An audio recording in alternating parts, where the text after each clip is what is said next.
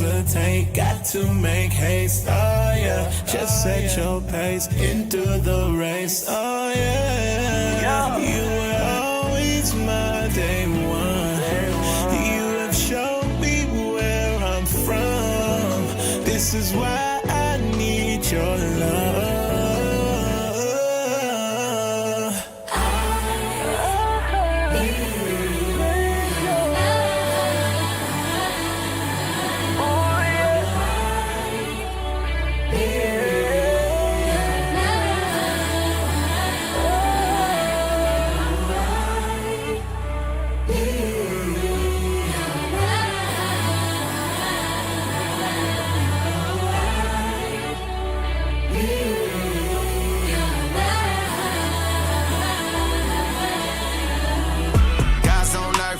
Stay. Many mentions how we get to this place. Follow the signs, look at the gates. Name on the list, don't be late. Guys on earth, we here to stay. Many mentions how we get to this place. Follow the signs, look at the gates. Name on the list, don't be late. I wanna live forever. How long forever? I wanna live forever. How long forever? I wanna live forever. How long forever? I wanna live forever. Before the beginning of time, heavenly, divine. This was the image of mine. God body in design, poetry in the motion. Now it's starting to align. Every detail defined. I like a line upon line. Whoa. This is the way, this is the truth, this is the light. Talking about Christ, wisdom in the beginning of life, winning the fight. And that's thus say the Lord moving forward. Look at how it glitter on his sword. 144K points on the board. Only thing we're looking for is forever. Guys on earth, we here to stay. Many mentions how we get to this place. Follow the signs, look at the gates. Name on the list, don't be late. Guys on earth, we here to stay. Many mentions how we get to this place. Follow the signs, look at the gates. Name on the list, don't be late. I wanna live forever. How long forever? I wanna live forever. How long forever? I wanna live forever. How long forever? I wanna live forever. How long forever? I want the glory. I want the grace. I need that wisdom to shine, illumination of the face. I need that forever love, the kind that never fade away. Cause I'm here to stay. Reach them golden gates. Now it's time, open up, let righteousness shine, fill up the cup. Cause I can't imagine a place that I'd rather be than to sit with the anointed king. Throne of wisdom, throne of power. No more rain, no more showers. Awaiting glory, more than flowers. Live forever, say it loud.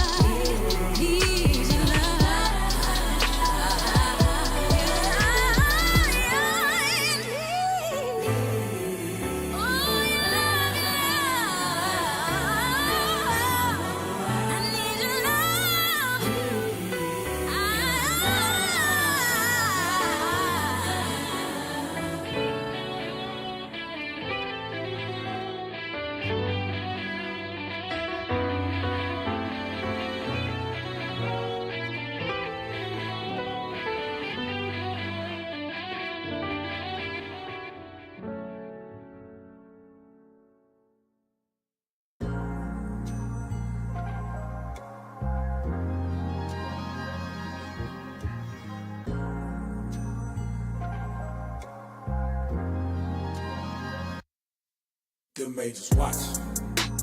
Watching. The majors watch. Watching. The majors watch. 10 times, riding in the sun. 10 times, 10 times, riding in the sun. They 10 times, 10 times, riding in the sun. The majors watch. 10 times, riding in the sun. I feel like someone watching me. I look to the heavens, my heavenly brethren, and it's not an eye to see. It's the angels of God, and they always lurking, and they got a lot to see. So watch what you're doing, cause they gon' tell, and yet it's his prophecy. Beholding the face of the Father, covered with glory and honor. They document all of your drama, they document all of your trauma, and they gon' do what he promised. Bringing vengeance on the adversary. Repent now, cause it's very scary. Lake of fire is your mortuary. We ain't ordinary like land inhabited, the heavenly host immaculate. I couldn't fathom it, but I know my God gon' handle it. Eyes in every place, invisible spirits without a trace. They all got tribes, fix your face. Access denied if you're not a race, and I'm. Them angels ain't gon' spare nobody. And yes, they know your name. Them angels ain't gon' spare nobody. And yes, they know your name. Them angels watching.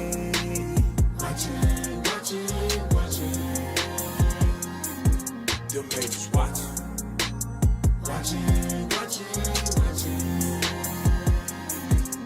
angels watching. 10 times, right in the sun. 10 times, 10 times, right in the sun. They 10 times, 10 times, right in the sun. Them angels watching. 10 times, right in the sun. Angel in the corner, one across the room. Eyes of the Lord, spirit built for vengeance. Contemplate doom. Send up prayers, gotta get them to the Father. Hope you hear me, Abba. Yours truly got a sharp sword for the unruly, so to keep the laws. It's my whole duty. It's a whole movie when they on the scene. Armor glisten and the garment gleam. Play no games, it's the winning team. Thought they wanted smoke, but they blowing steam. Get the most esteem to the highest. Pray for open eyes like Elisha. Make you shut up like Zechariah. And break you down like a scripture. Ain't no hide and seek. Here's where the pride to be. That mean we gotta be proven. That mean it can't be no confusion. Cause nobody else for the choosing. What you just saw, no illusion, interdimensional. You fit in your lust provisional, but that lake of fire ain't ended, no. Gotta know. Them angels ain't gon' spare nobody. And yes, they know your name. Them angels ain't gon' spare nobody. Nobody. Watching.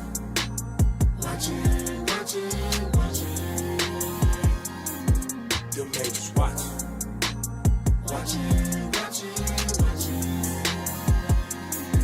Them angels watching. 10 times, right in the sun. 10 times, 10 times, right in the sun. They 10 times, 10 times, right in the sun. Them angels watching. 10 times, right in the sun.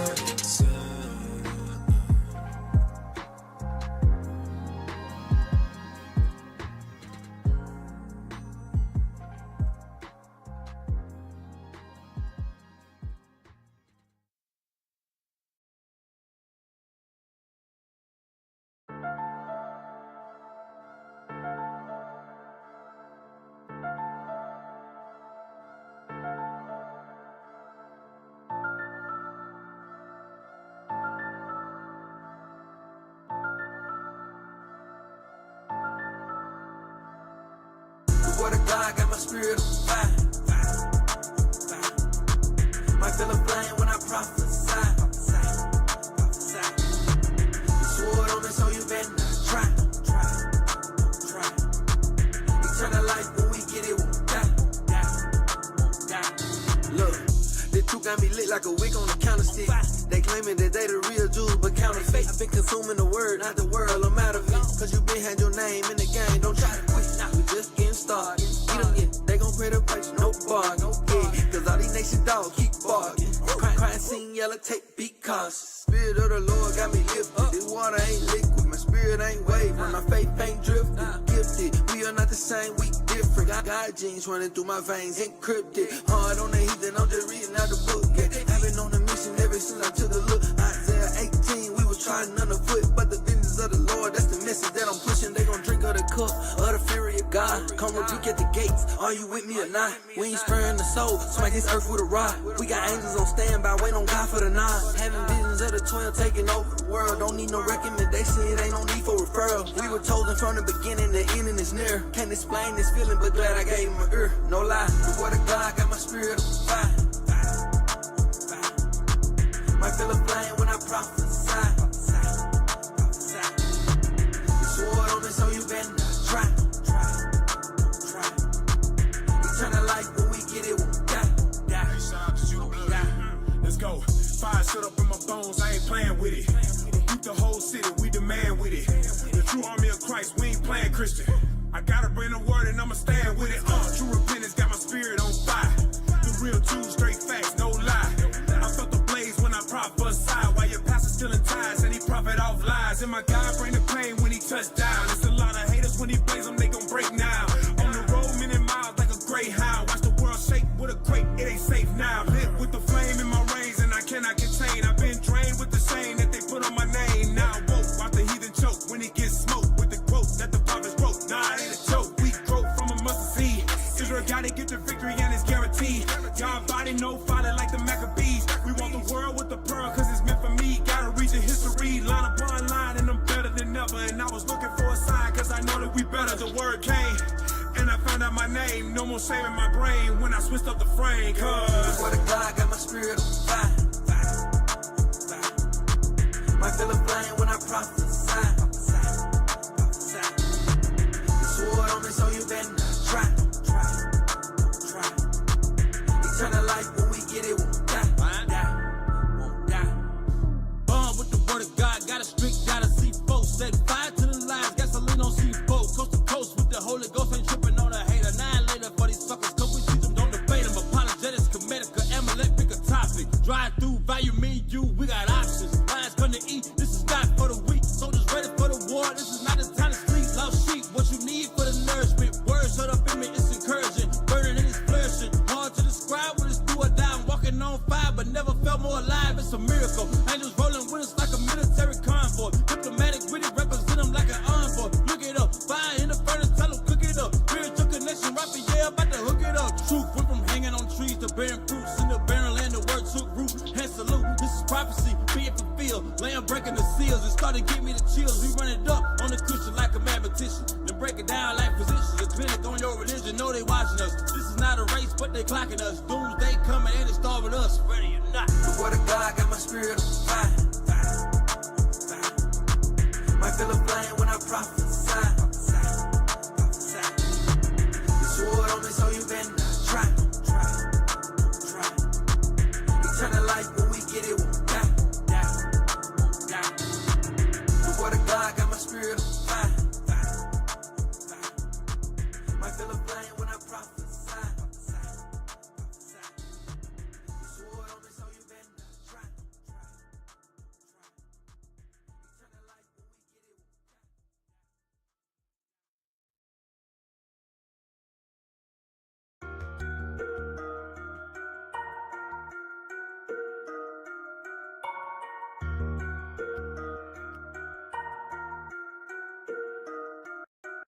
This is wartime, Lord, I'm tryna get my spirit right, yeah. Building up my strength, I'm getting ready for the fight, yeah. Making sacrifices cause I want eternal life, yeah. If I want the kingdom, I know that don't be the price, yeah.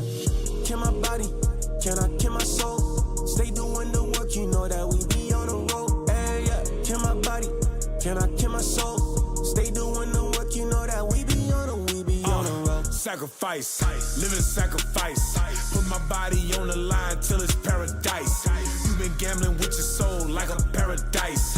You gon' crap out real soon, living for your vice. And I want Christ, I want meaning, I want to shine and they gon' see me. I want power over the heathen, I need a throne for every season. Lord, forgive me for all of my grievance. I want to see my enemies bleeding, trying to live forever. Kill my members, I had to sever. This is wartime, Lord, I'm trying to get my spirit right, yeah. Building up my strength, I'm getting ready for the fight, yeah. Making sacrifices cause I want eternal life, yeah. If I want the kingdom, I know that gon' be the price, yeah. Kill my body, can I kill my soul? Stay doing the work, you know that we be on the road, hey, yeah. Kill my body, can I kill my soul? Stay doing the work, you know that we be on the road. Summertime, we at it on the street. It's that time again. Hour Plus. Ya la hora. You know, power hour. Ponle atención, class is in session. Tune in for an hour, maybe more, that's a blessing. Learn from the captains and the leadership. Flee from religion, cause them churches never teaching shit. Everything you learn for your benefit. Line upon line is a requisite. Never take a deficit, yeah. That mean you take a loss if you stray from the way. You get the understanding if you study every day. Apply what you learn and bless when you pray. There's one interpretation, man, it's say what it say. Ya ven el tiempo, entra para el templo. Aprende aprende del maestro con talento. La Biblia es el centro, usando a Israel como instrumento. No te pierdas en doctrina como viento. Estudia y ora y aplica. Tiempo para Dios, ven, hace una cita. Escritura dinamita, morenos y hispanos israelitas. Oye cómo explica Israel unido en Cristo para la vida, nunca se divida. Tune in, it's the power hour. Learn your family history, don't be a coward. Yeah. Tune in, it's the power hour. I said learn your family history, don't be a coward. Yeah, history to learn. It's the power hour. 11 hour. Tune in to your history. You know it ain't no history. Power hour. 11 hour. You gonna get your history. 11 hour. Rockin' with the deacon while you waiting on the weekend. From the tribe of Edom with the home Puerto Rican. That's a byword, those ain't names, it's God-given. Fighting from oppression. And all guys chillin', giving light to the people. Don't let the devil beat you. When you have at your disposal all these leaders that could teach you how to fight fornication, eat in moderation, correcting all these marriages and self-examination. All these different topics getting covered plus a lot more. You probably sleeping if you thinking this is not war. All these different topics getting covered plus a lot more. Just tune in and we gon' tell you what to watch for. Yeah, the power hour. You know, it's the power hour. Yeah. The power hour. Yeah. Shalom, shalom. Welcome to the Power Hour Plus. Yeah. That was good. We back. We back. We had a 1 week hiatus. And we black. I had a 2 week hiatus. Oh man, Right. No, well, that was New Moon. We wouldn't have had the show anyway. Yeah, that's true. We wouldn't have had the show anyway.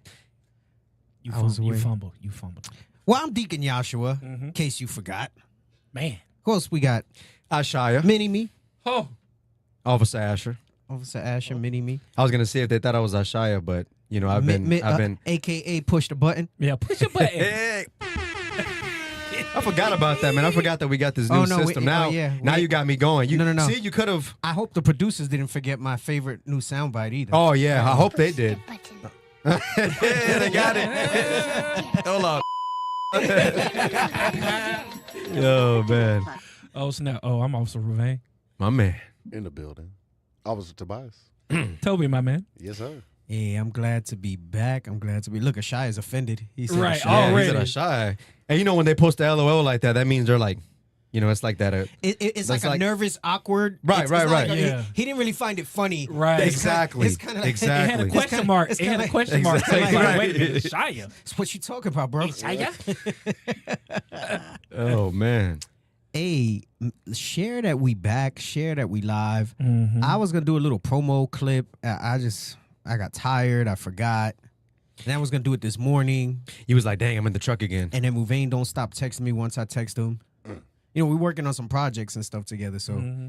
But it's like, which is good. Like, he's a good communicator, and he's good with follow-up and stuff like that. But, like, if I'm not ready for it, but then I get anxiety if I have notifications in my Telegram. See, I'm not like that. My thing is like 90 missed. I need to change. I need to do better. My wife, like, her email one, like, gives me anxiety. Man, it's like 3,996. Oh, now that's crazy work. Right? That's crazy It's work. like 4 digits across. Yep. Shit. Sometimes I'll be wanting to start over. No, for real. Like get a whole new email. Voicemails unchecked. Like I never leave my wife a voicemail. If I happen to get her voicemail, I never leave her a voicemail because she don't check it. Damn. You know who else is like that? Deacon Abiel. I went to leave my voicemail the other day, bro. Cause he usually pick up. Right. He's not like me. I don't pick up the damn phone. But he usually I can confirm that. he usually pick up. And then it was like I couldn't leave him a message. I was like, oh snap, damn, that reminds me. I was supposed to call him today too, and I forgot. Terrible. I don't even call my own mother.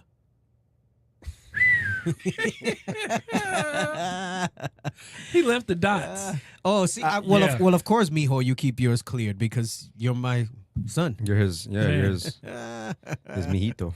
Oh, my wife said she checks mine. She checks my voicemails. Oh man. But I rarely get a voicemail. If I call her, she'll pick up most of the time. Do people even do voicemails anymore like that? Oh shit. It's not very common anymore. My inbox is damn. Judah don't leave voicemails. I never leave voicemails. Judah never leave a voicemail. Because people never check them. So And it's then be what's like, the yo, point? I called you. Why didn't you call me back? Can you imagine if I call back every missed call? If you don't leave me some form of communication Oh, why you called? of why you called, Right. It's over with. I'm definitely like it's hard for me to call you back even if you do that. Right. I'm not calling you back at all. Right. Like missed call, all right, must have not been that important. Yeah. Right. You know, that's it. I see you when Yeah, I see you. if you got an emergency, don't let Deacon Yasha be your emergency. Right. It's over with for that. Before the emergency happens, you better Yes. know about it. You need to know about it at least You need to know 48 that the hours in possibility advance. of the it's funny. emergency. Like, Man. like sometimes I'll like give my number out to a brother or like somebody will ask for my number. And I feel like giving them the disclaimer, like you'll probably never speak to me. Right. Unless it's in person. Straight up. Right. Shoot. Man, Now I'm thinking like, what if I just had your contact number and I'm in freaking another country and I get caught up? It's not some elitist stuff or whatever.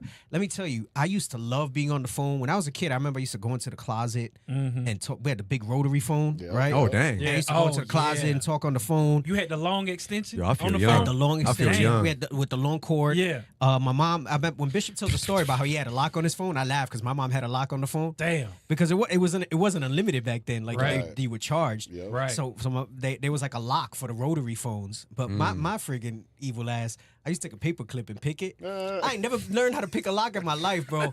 But just me being like, they used to call me Mr. Fix It because I always wanted to like take things apart, put it back You were a together and stuff tinkerer. like that. I was a tinkerer. So I used to like being on the phone and stuff like that, but I just realized that when life gets so busy, man, like you just can't. Right. And what happens is people will run you, not intentionally. They don't know what your day is like. They don't know what your schedule's like. Right. And you got to understand that from your perspective, if you're the one that's bombarded, everybody operates from their perspective. And people, you know, like, same thing like with reels and stuff like that. Like sometimes, you know, like we have different groups and whatever, and people send reels or whatever, and I might not even check them. And it's not because I don't want to, but first of all, the algorithm gets me as Right. it is, one. Yeah. Right? Yeah. So Yeah. you wind up wasting time scrolling. Right. Two, I don't want to mess up my algorithm if it's something that I don't really want to watch. Right. And then I'll start getting all these weird videos and stuff like that, right? And three, Been there. I don't need more distraction. You know what I'm saying? So like, if you really want me to look at it, it either has to say something on it that looks interesting to me, or let me know what it is. Right, right. And then I'll take a look at it. But I've learned as I've gotten older, like I really got to compartmentalize, and only I can protect my time. Command it, yeah. And because I'm the only, like, I can't blame anybody else for me not getting things done, none of that stuff. Right. So I try to eliminate as much as the background noise as possible to do that. And I would love to. And you would think it's just small, but it multiplies, you know? So let's say people say, oh, I only need 10, 15 minutes to rap with you. And on average, let's say I get 10, 15 requests for that a day. Imagine if I fielded even 5 of those. Man. How much of my time goes away. And that's if it's 15 minutes. Right. Right? So that's 1 hour of my day gone if it's 15 minutes exact. And a lot of times it's not. So I try to, you know, and then I have the voice note rule. Like, don't leave me a 5-minute voice note. Yeah. Right. You can forget it. Yeah. Because let me tell you, 5 minutes talking feels very different than listening to a voice note for 5 minutes. Man. It's just like, you know, so. I think one time I sent you one that was like 2 minutes and 30 seconds, and you said that was too long. You're like, I don't know, it was too long. I didn't hear it. You felt like it feels like you're having trauma behind that. Minute or less. I know the deal. Send me 4 1-minute ones. That slides sometimes though. Sometimes that slides. That's sneaky. That's a little. I'm gonna have to try that. That's a little more digestible. You gotta. Right, That's a right. little more That's digestible. game, Minute bro. at a He time? needs small bites. Yeah. A little Small more bites. Yeah, digestible. he needs small bites. They say, how you eat an elephant? That part right there. Bite at a time. You don't. It's unlawful. That part. Damn it. Bro, what's up with you Put and it with the unlawful ostrich, meats, bro? man. You know Put what it it with is? the ostrich. It's But I that. think- It's that. It's that thing.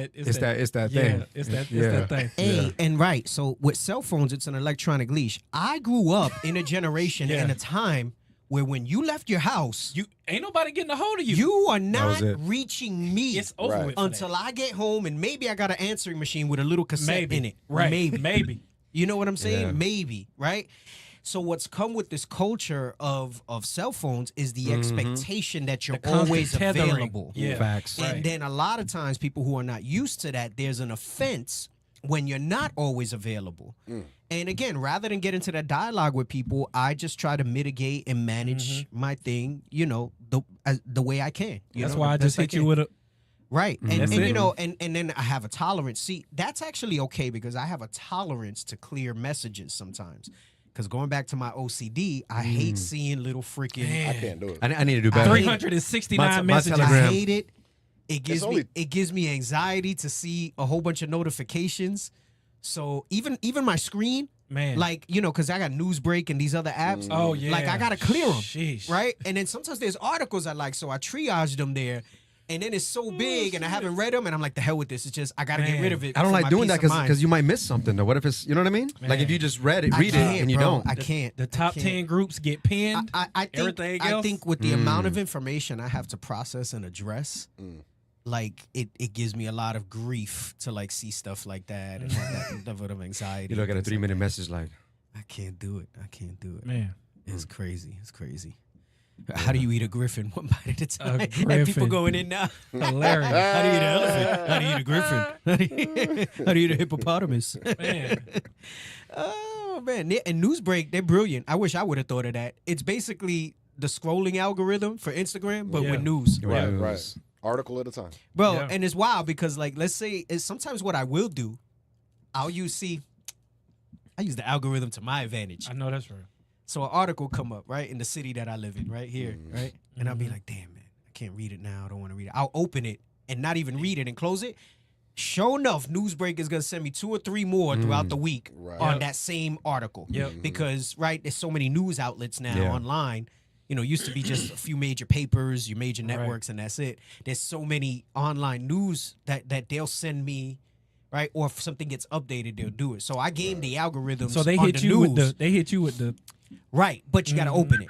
Right. So if you open it, they know, and then they'll try to send it to you again and stuff like that. It's crazy, bro. Whoever sat down and thought of that stuff. It reminds me of Ex Machina. Right. Remember the conversation he had with him in his kitchen about what you want because he was supposed to be the Google guy. He goes, we thought it was telling us what people think. Bruh. He was like, it's really telling us what they want. Right. Man, that movie's deep. Yeah. I'm gonna watch that again. Ex Machina, that's a good one. It was. Bro, I've been on Wheel of Time lately. That movie or that TV show. So can I tell you something? And this might make you not want to finish it. It depends. I'm almost through the last part of the season. Of the last season? He's saying I'm not going to to spoil nothing for you. He said. Well, first of all, the third season's the best season. I haven't got there. I've read almost all the books. Okay. Those were books first, right? But then the truth came and I started reading the Bible. And I've already discussed how I don't I want to read that stuff, but I know my Bible reading's not where I need it to be. Right. Yeah. So if I go and I read that stuff and I'm not reading my Bible, like my conscience is not gonna give me peace. Facts. They canceled it, bro. Yep. Was this a 2020? After the best season, because 1 and 2 is just setting everything up because there's so many characters. Right. And then I was seeing heavy spiritual stuff too as I was watching the whole time. Right, because it starts off and you think it's like some woman-centric. What is really for telling the first you, like 3 or 4 episodes. Listen, what is really telling you, as I saw season 3, right, is that the world is messed up because women was in charge. Spoiler alert. Die heavy. Die heavy. That's what the season's telling you. And you need the men to be in their role in order to bring balance back to the heavy. The Dragon Reborn. The Dragon Reborn. The books are crazy, way better than the show, but they canceled it, bro. After the best season. That's crazy. Like even critics were like, I think it has like a 97% Rotten Tomato from the critics. The third season. Damn, that's good. That's pretty damn good. There's another one they canceled that I liked on Sci-Fi with the chick from Kick-Ass. Oh, I can't remember the name of it. It was good as hell too. Like they went into this VR world, but the VR world was like some time travel joint. It was crazy. It was good. It was good. It was on Amazon. I can't remember it. Oh, they over here getting. Hey, so we back. Look, we're back. You know we're gonna go over some stuff before we get to the main topic. Right. Just like you saw in the intro, we go over health, manly stuff, whatever. And I had so much stuff I wanted to talk to y'all about. I was really gonna go into colorism and some stuff with the immigration. Right. I still have the leftover alcoholism stuff. Right. I have a lot of leftover stuff over the years, but I got the leftover alcoholism stuff. I wanted to just go into health and like the colorism thing, and I was gonna hit those, and you know, and that's gonna be good. And Lord's will, life lasts. I'm still gonna go over that, but next week, all right. But then like yesterday and today, I started seeing stuff with Bro. like everything that's happening with Iran and Amalecch and these so-called Jewish people. And I said, all right, I'm gonna go over all three. But then I said, you know what? I said by the time I go over this Amalecch stuff, my We're health gonna be stuff, like plus, and this plus, Amalecch plus, plus, stuff, plus. I said, and I hate when I have a vision in my head for a show and then I can't get to it. Yeah. So I You said, get I'm just gonna anxiety. pick one. Like realistically, I said, Just push a button. it's been 2 weeks since I've been on air. We're gonna chop it up. Right, right. And I said, I'm gonna pick one. I'm gonna pick one. So Xena Warrior Princess. I could never really get into that too good. I wasn't really high on that one. I watched a little bit of Hercules, but not too much. I couldn't get in on. Although when I was a kid, the movie Beastmaster I liked. That was one of my favorite. That was one of my favorite movies, bro. Both of the one and two, or just the first one? The first one too was all right. The first one is where it was at. That was that Red Sonja Conan era. Yeah. Oh, I love Conan as a kid too. Both of them. Conan's crazy. Conan's I always good. feel out of place when y'all talk about these movies and shows. It's like everything he's seen, you've seen. I mean, Yeah. Makes me want to go and watch them. I mean, that's Big Bro for real. I mean, I pushed the button. Hey, before we do the sense of the night, I want to don't put the picture yet. I wanted to share a story with y'all. yeah. Oh, this is great. Hey, this is story time. I wanted to share a story with y'all, and it just came to me before the show. This wasn't pre-programmed. Like maybe a lot of y'all don't know, but like outside of a topic and like sometimes we'll have our articles and we'll have like an outline of what the show is going to be. Right. But the show just kind of evolves as we go. Organic. Takes Right, its own form. Right. And if you've been following for years back, I used to rotate host. Well, first it was me and the other captains that were with us at the time. Oh, right. And like a reader. And then the show started to evolve more, right? When the captains were gone, I started to rotate brothers in and just trying to see what would work. So I did like a rotating thing, right? And see what would fit.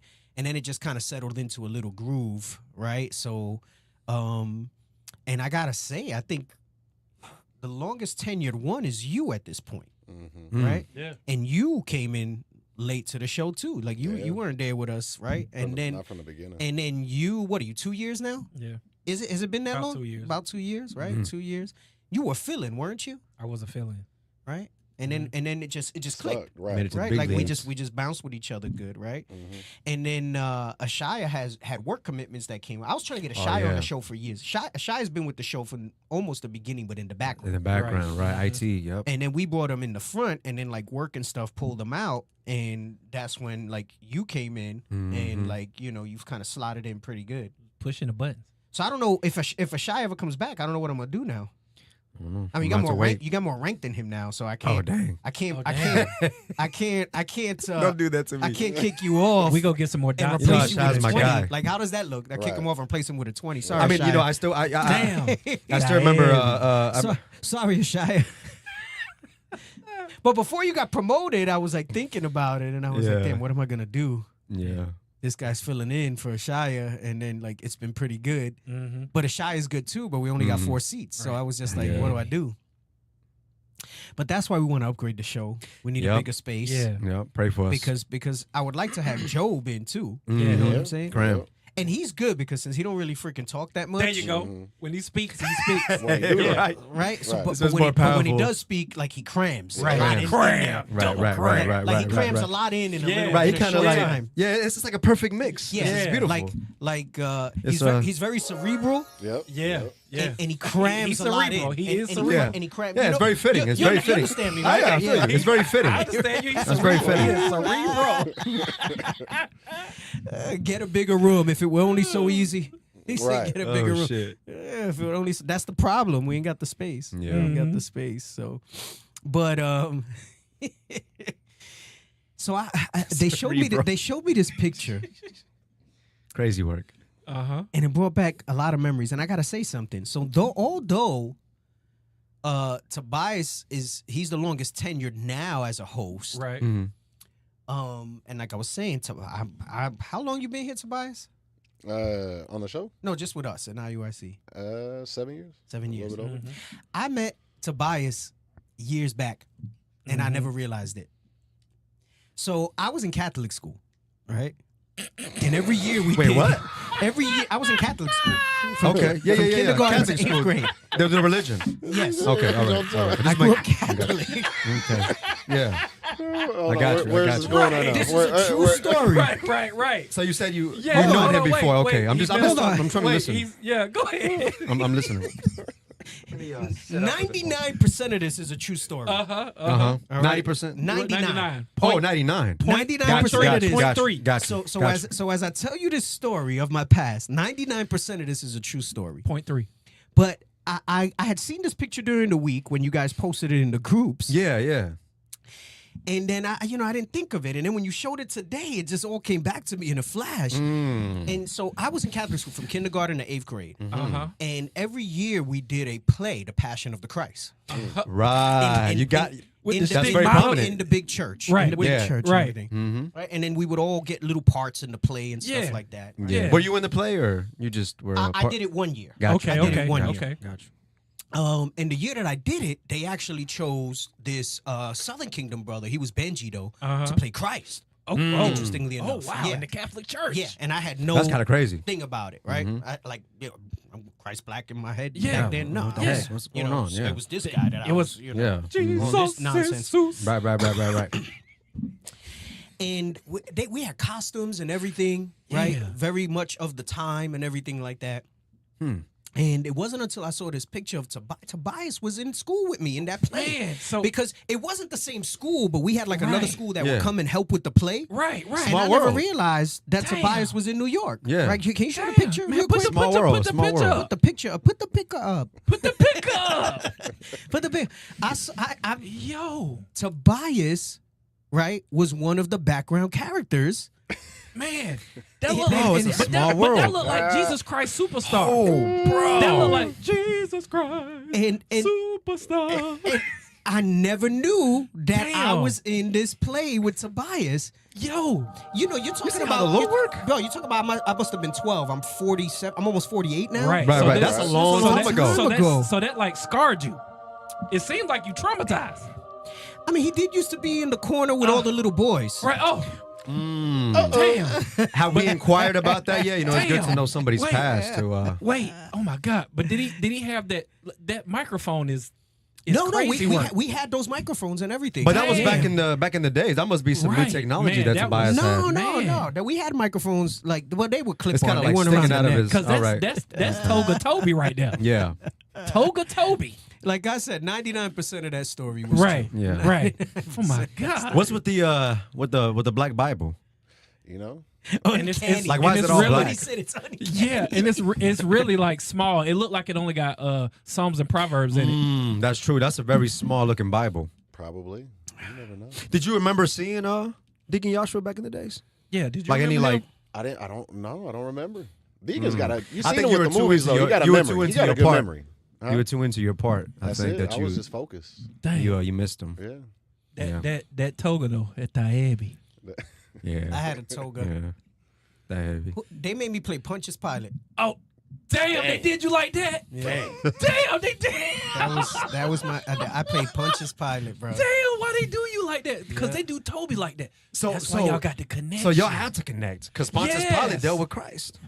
Dang. I can't believe you don't remember him, he Tobias. didn't- Shame he on didn't you, play, bro. He didn't play Christ in it. Or maybe he did. Did they have you playing Christ? What the have you as? You was the stigmata? You had like the... No, so let me tell you, brothers. I don't know. I guess some brothers used AI to put pictures of Tobias because we was getting on how he liked to rock slippers and stuff like that all the time. Yeah, he be slipping Right. in the slides. Bro, I didn't even realize until today that was a picture of me put through AI. You didn't realize that I was didn't a even picture I of you. didn't realize it. So you I didn't was like, you man, didn't he look you real didn't recognize? You just didn't look. You said he looked familiar. Yeah, I'm like that, but it didn't click. It didn't click. Wait, is that your new bell, or you hit that? No, That was that wasn't me. Is that Benson? Somebody been playing with my stuff. Wait a second. Oh, I wait was a saying, minute. like, bro. Yeah, That wasn't approved. That killed the vibe. First of all, you're Benson. the hell like, is this? like who gave you permission and authorization to upgrade your Man, bell? yeah. You got to do the Benson Bell. Right, like Benson. You're talking about like the '80s. Like I need the little Right. ding, ding, ding, you know? Exactly. The hell is this? They took away my small bell. Wow. Wow. He said the small bell. Freaking I Shire. caught What's it. going on? Freaking the Shire, bro, making upgrades in the back with nobody's consent. I'm tired of seeing this wrench in the doggone comments because like every time something go wrong, the wrench just come up out of nowhere, just pop up out the bushes. They said you left me hanging. How you don't remember me from Damn my play? You don't know what I'm saying? He said, "Vaya con Dios." Hey, that was Bro, that funny. picture's great. That picture's great. Man, You died, bro. When I started the story, I did. He couldn't hold it. Where's he going with this? He could not hold it, bro. No, as soon as he said Catholic Church, it was over with. Bro, you It was know, over with. I know all of us have had full lives, especially if you're older, right? Like if you really think about it, right? But man, I've had some adventures, bro. I've been through some stuff. Right. Like I always got something to pull from my life to hit people. There it is. Benson. So as I was going through some of the archives too, Deke, I was looking for some content for you, for when we do go in on the Catholic Church, and I just so happened to come across that picture. And I was like, oh snap! Dang, from the That's archive. Toby, my man. So Toby, my man. I had to post it up. But there's another one too. Oh, so that was not even AI. Wait. You just happened to come across that. Right. And there's another one I saw of him with some slides on, but I'm gonna have to go post that one. Wow. Yeah, we I don't know how this gotta brother see had on that. some We gotta Nike see that. slides. Some wait. We got to see that one. You was caught slipping again? Wow. Firmly planted on the ground. Bro, that might be some relation. Man. Could be. That might be a relative, man. Oh my goodness. That might be a relative. Go ahead, bro. Take it away. Do the sin of the night. Man. Shalom, Most High in Christ. Bless the sin of the night. We're going to start with Toby, my man, over here. Toga Toby. Toga Toby. Hey, bro, I love it, bro. I freaking love it. Toga Toby. Hey, don't touch my shit. Snap. What you got, Toga Toby? Tobacco vanilla. Tobacco vanilla. Yes, okay. sir. Oh, praise. Are you a beer? Hey, I'm man? in line with Toga, my man, bro. Okay. Toga vanilla. Toga vanilla. Toga vanilla. All discombobulated. He's all discombobulated over there. I mean, I would be too. That doggone Toga. Bro, that story took was me out. it was great, bro. That The way cat it took lined me out, mind you, this was made up today. Man. On the spot. On the spot. Like when he said Catholic Church, I didn't catch it at first until you started cracking up. it was over with. And I'm like, oh shoot, I know where this is going now. it was So then I over had to with. start, But bro, this is great, bro. Snap. Deke, is what good. you rocking? What you rocking? Toga Deke? Toby. Bay rum. Bay rum. Bay Okay. rum. Oh, Yeah, praises. I'm rocking Bay rum. Oh, praises. I went with a very light scented orange cedarwood. The orange cedarwood sounds is good. good. Yeah, Orange it's cedarwood is very good. subtle, but it's very, very manly and dignified for that manly badge of dignity. Go to getbeardgains.com right now to get your re-up for the month. And let us know in the comments what you rocking. What's Bro, for happening? the next like 3 shows, you're Toga Toby, bro. Yeah, you're Toga Toby. Run it.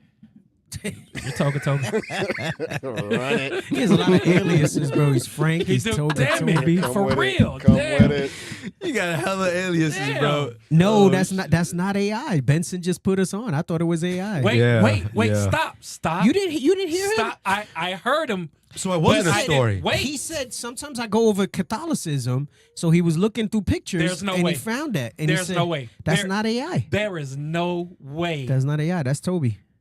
That's Toby's uncle. I am Can you see me? can you I'm put that on the glitching screen? out right now? Toga Toby. There's no way. Yeah, zoom in. Toga Toby, man. That's crazy. Man, zoom in on that. Toga Toga Toby.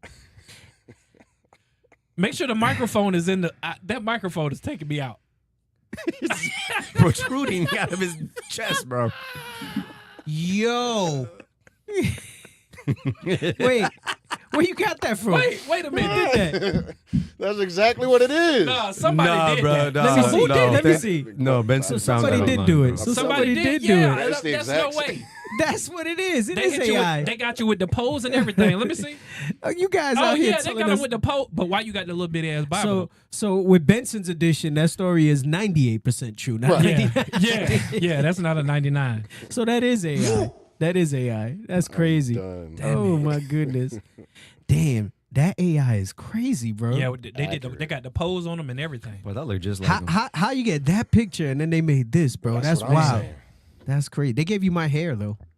Yeah. They said given the distinction of Deacon Joshua. The beard's a little bit more profound too. But a little bit more Catholicism, like his ancestors. I don't know I don't know what prompt they put in there. Hey, AI is gonna get us, man. They got the deep fake. You see the Arnold Schwarzenegger joints? They put his voice over anything, and I am the Get out of the shop. Get out of here. You know, well, you're gonna see a video of somebody claiming something, and it's not even gonna be them. That part right there, and people run with that. That's dangerous stuff. That's dangerous stuff. It is. It is. That is dangerous stuff.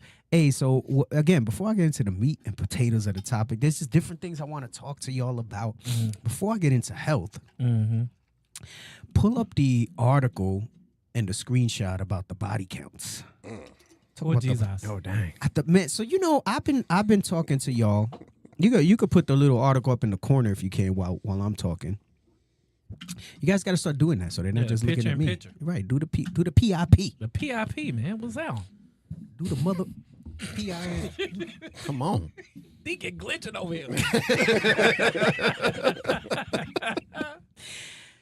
It's been a minute. He's lively, man. So Vice put this out. They did a little survey, their own little study, right? It's the ideal body count. Is yours higher or lower?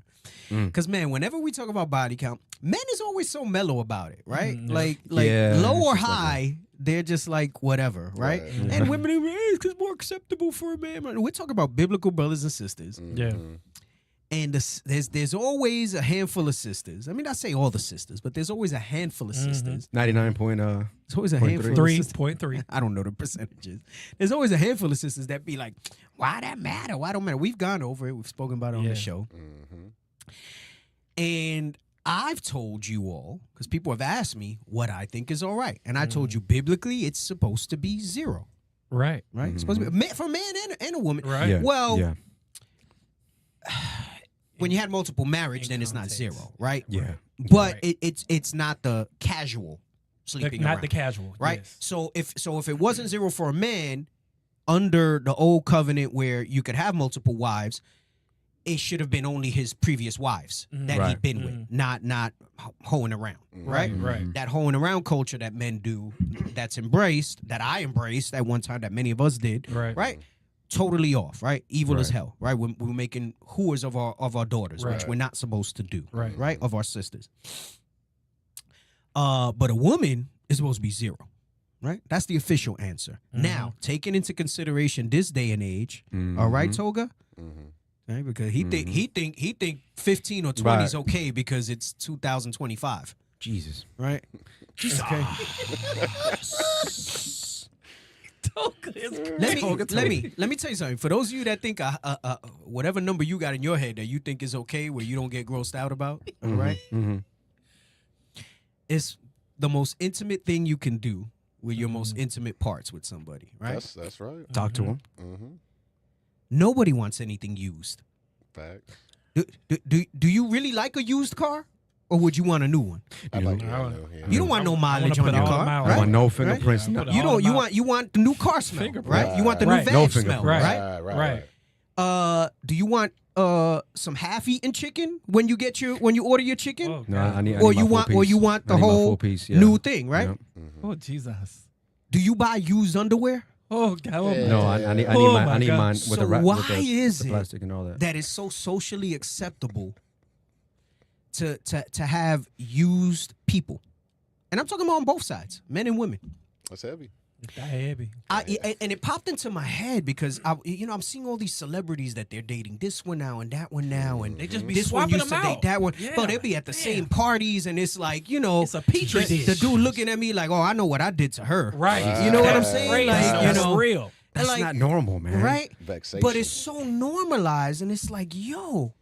Like, it's no wonder these sisters can't get right, knowing what we know with microchemerism, not just with what the scriptures say, that the way the man imprints on the woman, but what I've brought out, what you can look up with the microchemerism, how the stuff goes, and it merges with the women's DNA. It stays in their brain and things like that. That brain part is crazy. Yeah, it's like knowing that is like, damn, like because I used to be just like that, casual, and you look at the body count and you're like, whatever.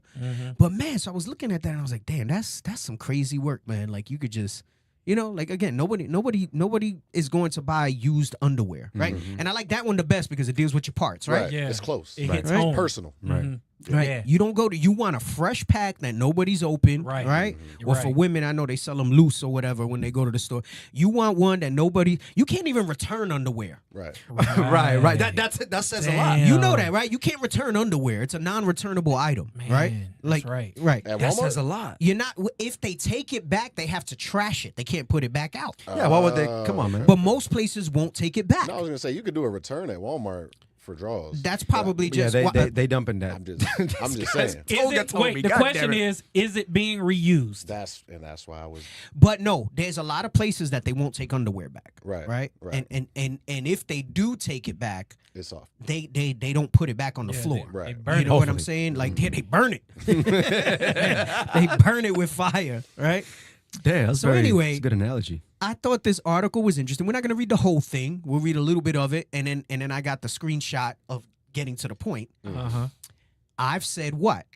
Do you remember what number I said is okay? 2 to 3. I've said 2 to 3 in 2025 is probably acceptable. Right. 2 to 3 in 2025 is probably acceptable. Based on the times. Based on the times. Let's see what the survey says. Okay. And you'll see what the difference is between men and women, right? Just wanted to establish that. So let's read a little bit of the article. Go ahead. You can pull it up, right? This is the ideal body count. Is yours higher or lower? Go ahead. Let's read it. Let's read like the first couple paragraphs, and then you could throw the picture up, right? Apparently, there is a socially acceptable body count. I can't see. And going too far in either direction might get you judged. A new study finds there's a sweet spot when it comes to how much sex is just enough. The study, published in Social, Psychological, and Personality Science, set out to define that society sees what society sees as the ideal level of sexual activity for men and women. The results, people with moderate sex lives are judged most positively. Right. Now notice, remember I said moderate is highly subjective. I was about to say, what's because moderate? like you talk about moderate alcohol, moderation in food, or whatever it is, and that's going to be different for everybody. Well, when we read the study results, you're going to see what moderate is to this sampling of people, right? Yeah. And it might not be what you think it is, right? And someone said, what if the mileage is low mileage or whatever? Nobody wants a used car. We talk At like all, that zero. because we settle on that. We go, it's not a bad deal. Right.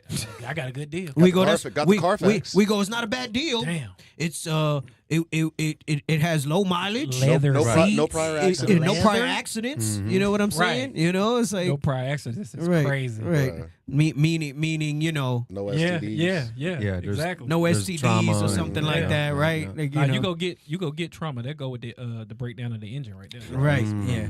You get trauma. You get trauma, get it. right? The more engine. Go ahead, come on, read. While those at either extreme, super active or completely inactive, tend to face social penalties. Go ahead, read. The study, which surveyed over 340 participants from 2 separate samples in Germany, asked people how society would view a 25-year-old man or woman with varying levels of sexual activity. The questions covered everything from number of sex partners and frequency of intercourse to masturbation habits and sexual fantasies. This is the ideal body count. Right, so it's the ideal body count. Go ahead, come on. High sexual activity was rated more favorably for men than for women. But let me tell you something. Surprisingly, it was only slightly so, right? Go ahead, come on. No surprise there. Because that's the societal norm, but you Right. have to realize the societal norm is based on what? Men under old covenant, under the old times, were able to have multiple wives. Right. Wives. Right. Big Keyword. difference. Not multiple dates, not multiple Jump offs, Side hoes, pieces. Whom they could multiple wives. take care of and all that, provide for. Right. So there's a difference. Go ahead, come on. Meanwhile, low sexual activity was rated more positively for women than for men. It would be Yaziel, the 1999 Manual Accords with 2,000 miles. You sound like some brothers I know that want roast beef twats. Go ahead, come on. Damn. Jesus. God. Dang. Go ahead. But the most socially approved behavior not the extremes. Moderate levels of sexual activity were considered the sweet spot for both genders. There are both similarities and differences in the societal evaluation of male and female We're gonna sexuality. stop after this paragraph. Go ahead, come on. The researchers wrote, however, contrary to common assumptions, moderate rather than extremely low or extremely high levels of sexual activity are most valued for both genders. Right, so it's still jacked up because, like, if somebody had too low, they said that wasn't good. Right. Right. So it goes to show you how messed up we are, right? Yeah, Again, exactly. I would not even, that's like saying, okay, well, this underwear has only been used once By someone else. by someone else. Damn. So it's okay, right? But anyway, so jump to where it says, right? Let's get to the point. Come on. So what's considered ideal? For men, the magic numbers were about 4 to 5 lifetime sex partners. Lifetime, Okay. 4 to 5, but they also had another variable. Go ahead, come on. With 2 to 3 being casual. Casual meaning no commitment, could have been a one-night Yeah. stand, whatever it was, right? So they were okay if a man had 2 to 3. This is women. Right. They felt it was all right if a man had 2 to 3 casual flings, right? And 4 to 5 total in their lifetime, right? Very low by today's standards. Very, very low. Very low. Like extremely, right? Go ahead, come on. And an age of sexual debut between 18 and 20. So if you lost your virginity earlier than 18, that was frowned upon. Yeah, I like that. Right. So between 18 and 20, right? Now for women, go ahead, come on. For women, the ideal was lower. 2 to 3 total sex partners. What have I said? You said 2 to 3. 2 to 3. For a couple years now, I've been talking about it. Yeah. I said 2 to 3 is acceptable, right? And the date of this article is June 16th, so I didn't get this from anywhere. That was me just kind of saying, right? Remember, and really, it should be 0, Until It then. should be 0. right? 2 to 3 is the sweet spot, right? That's what's considered acceptable in 2025. Not 10 brothers, not 15, not 20, not 25, 2 to 3. 30, and it depends on the age. 30 by 30. If she in 30 her by 30s 30. and she had Ooh. 30, Ooh. Fix That- it. that's- Ooh, that's- that is that's- Go that's ahead, nasty crazy work. word. That's go ahead, Benson. Hey, and try that, sister, too. Try the spirit by the spirit to determine if you need to multiply that 2 or 3 by 3. That's true. Right, because That's a good because point. because you got the Right. multiplier, right? Right. yeah, Yeah. you gotta You know that the women lie. This is Yeah. true. They know that expectation, so they They three dropped the number. men That's why you got to check under the hood. men divide by 3, women multiply by 3, right?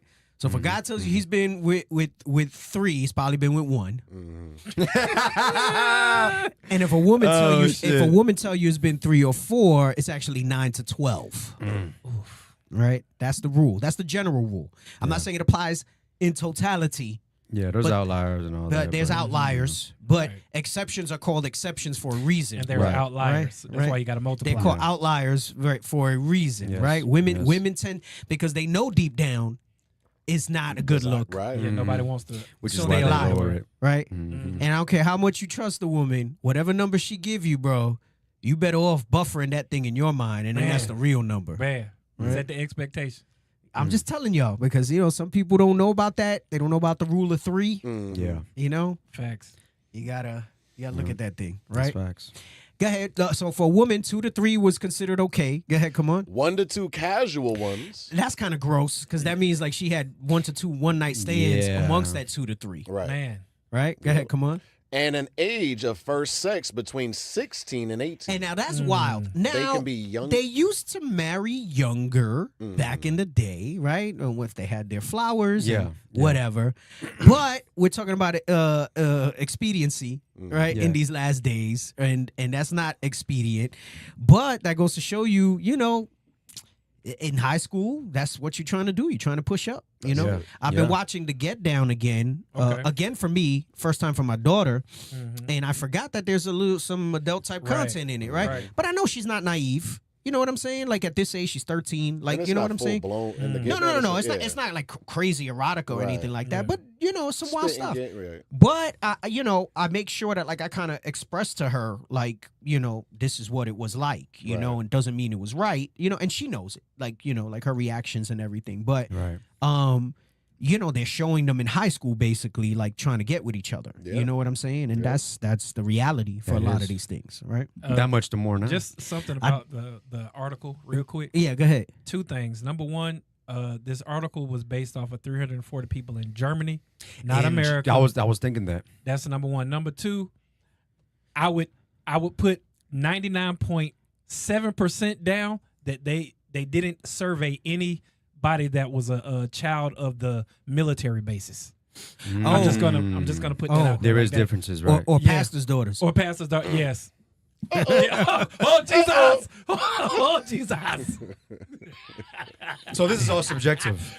Yeah, the group that they used is probably people of German Norman cultural standards. You know what I'm saying? I'm curious to see how Israel would, if this was all Israel, how they would answer.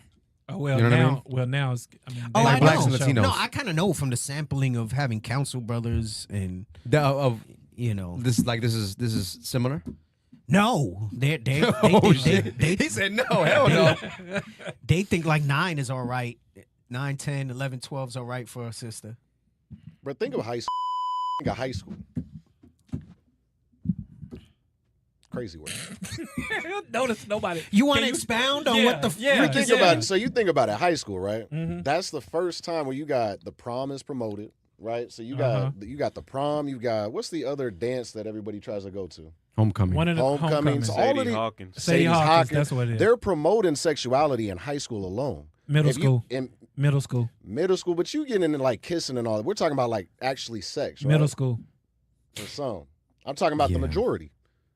High school is when you really, it's probably So like. what are you trying to say? Are you trying to Yeah, justify? yeah, Like, that's what I'm it just sounds saying, like. what I'm trying to say What are you is that in saying? America, that's Toby? why you're saying this. Look, I'm not saying like the choice is up to you if you decide to be with somebody like that, right? Like right. that, this is absent of that.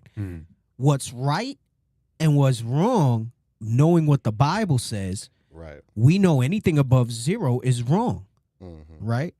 But if you're trying to put in a little subtext to it, then you could say, I see what you're saying. if I had to accept something based off the circumstances, then right, 2 to 3 would be okay, right? I agree with that post. And since Portia was saying, well, what about men who've had over 40 and they look down on with woman that's had more than 3 men? The reality is there's a double standard, and guess what? There's no equality in the Bible. It's not. It's what I just said earlier about that men were allowed to have multiple. It wasn't hoes. You weren't hoeing around, right? But you know, if I had 40 wives and you were my new wife, right? It was fine. You had to look at it that way, I mean, right? Solomon had 700 Then, plus 300. I'm not saying that now because I've said this every time I go over it. It's not right for a guy to be with that many. A man should be a virgin and a woman should be, because there was another question about asking for a virgin. I've had brothers who want a virgin now all of a sudden since all this stuff has come out. I'm going to tell you something right now. A virgin in this truth usually has her father still in her life. Right. Most of the time the father's here with us. He's not giving her to you. Right. Yeah. He's not giving I her wouldn't. to you. You, if he would even consider it, you would have to be exceptional, and he would have to know that you were not out there Right. with a bunch of women. Right? I can tell you that right now. As a father of a 13-year-old daughter who at some point I'd have to give away, right? Right. And if her father was not here, we're not necessarily running to just randomly present you a virgin. You would have to be an exceptional brother, and I'm gonna tell you right now, we're looking for another virgin to give to a virgin, because that's how it That's should the be. priority. Right, Exactly. Right. Like you want a divine marriage. I'm not saying it won't be without issues. You want a marriage without issues, or minimize the issues. You both got to go into it being a virgin. Because let me tell you something: sex has nothing to do with getting to know somebody. This is true. That's facts. For marriage's purposes, for a successful relationship, and I wish this was something that was told to me versus just don't get women pregnant and all the threats or whatever. Right. Sex has nothing to do with getting to know a person unless you're lewd. I've said this before. 2 virgins can learn together. We have a sick culture because of pornography and the prevalence of it Right. that makes you think you have to have some level of experience in order for the sex to be good. There is something to be said. Get me that where better is the end of a thing versus the beginning in Ecclesiastes. There's something to be said for learning and growing together in intimacy, right? The book of Ecclesiastes, chapter 7 and verse 8. Better is the end of a thing than the beginning thereof. And the patient in spirit is better than the proud in spirit. Right. So this goes into, and you can use this for a lot of context, right? For example, when you read in Job about the day of your birth is, jacked up, it's cursed, but better is the day of death. This is going into that. Because why? You don't have a name when you're born. Just the name of whatever your father was or whatever it is. An expectation maybe with a reputation that comes with that, right? But the end is better because of how you lived your life, right? And was it honorable, and did you finish your course, right? Likewise, in a relationship, better is the end, the journey, because what this really saying is the journey is what's important. It's not so much that the end is better, not the end of a relationship, but it's the journey that you take together, right? And what makes the whole thing that I said, the statement that I said, sex is not necessary to get to know somebody. When you're proving, I mean, we've had, I want to say, some relatively successful marriages so far, right? And people have proved for 2 years, maybe on average, 3, and they didn't have sex while they were proving. Right? And they've had happy marriages. So it kind of, and as we continue to grow and enforce that and bring honor and respect back onto matrimony in the scriptures, you'll see that sort of thing kind of play out more and more. But you don't need to have sex to get to know somebody, right? That's a fallacy. That's fact. That you got to taste before you do it and everything like that. Because those things will handle themselves, right? You'll go through that. You'll understand that, right? Because if you're totally blind to all of it, what do you know about a good kisser? What do you know about good sex? Right? Like you said, it's a whole journey. All those things you learn as you learn it together. And this goes back to what I'm saying in Ecclesiastes. Go ahead, read that again. The book of Ecclesiastes, chapter 7 and verse 8.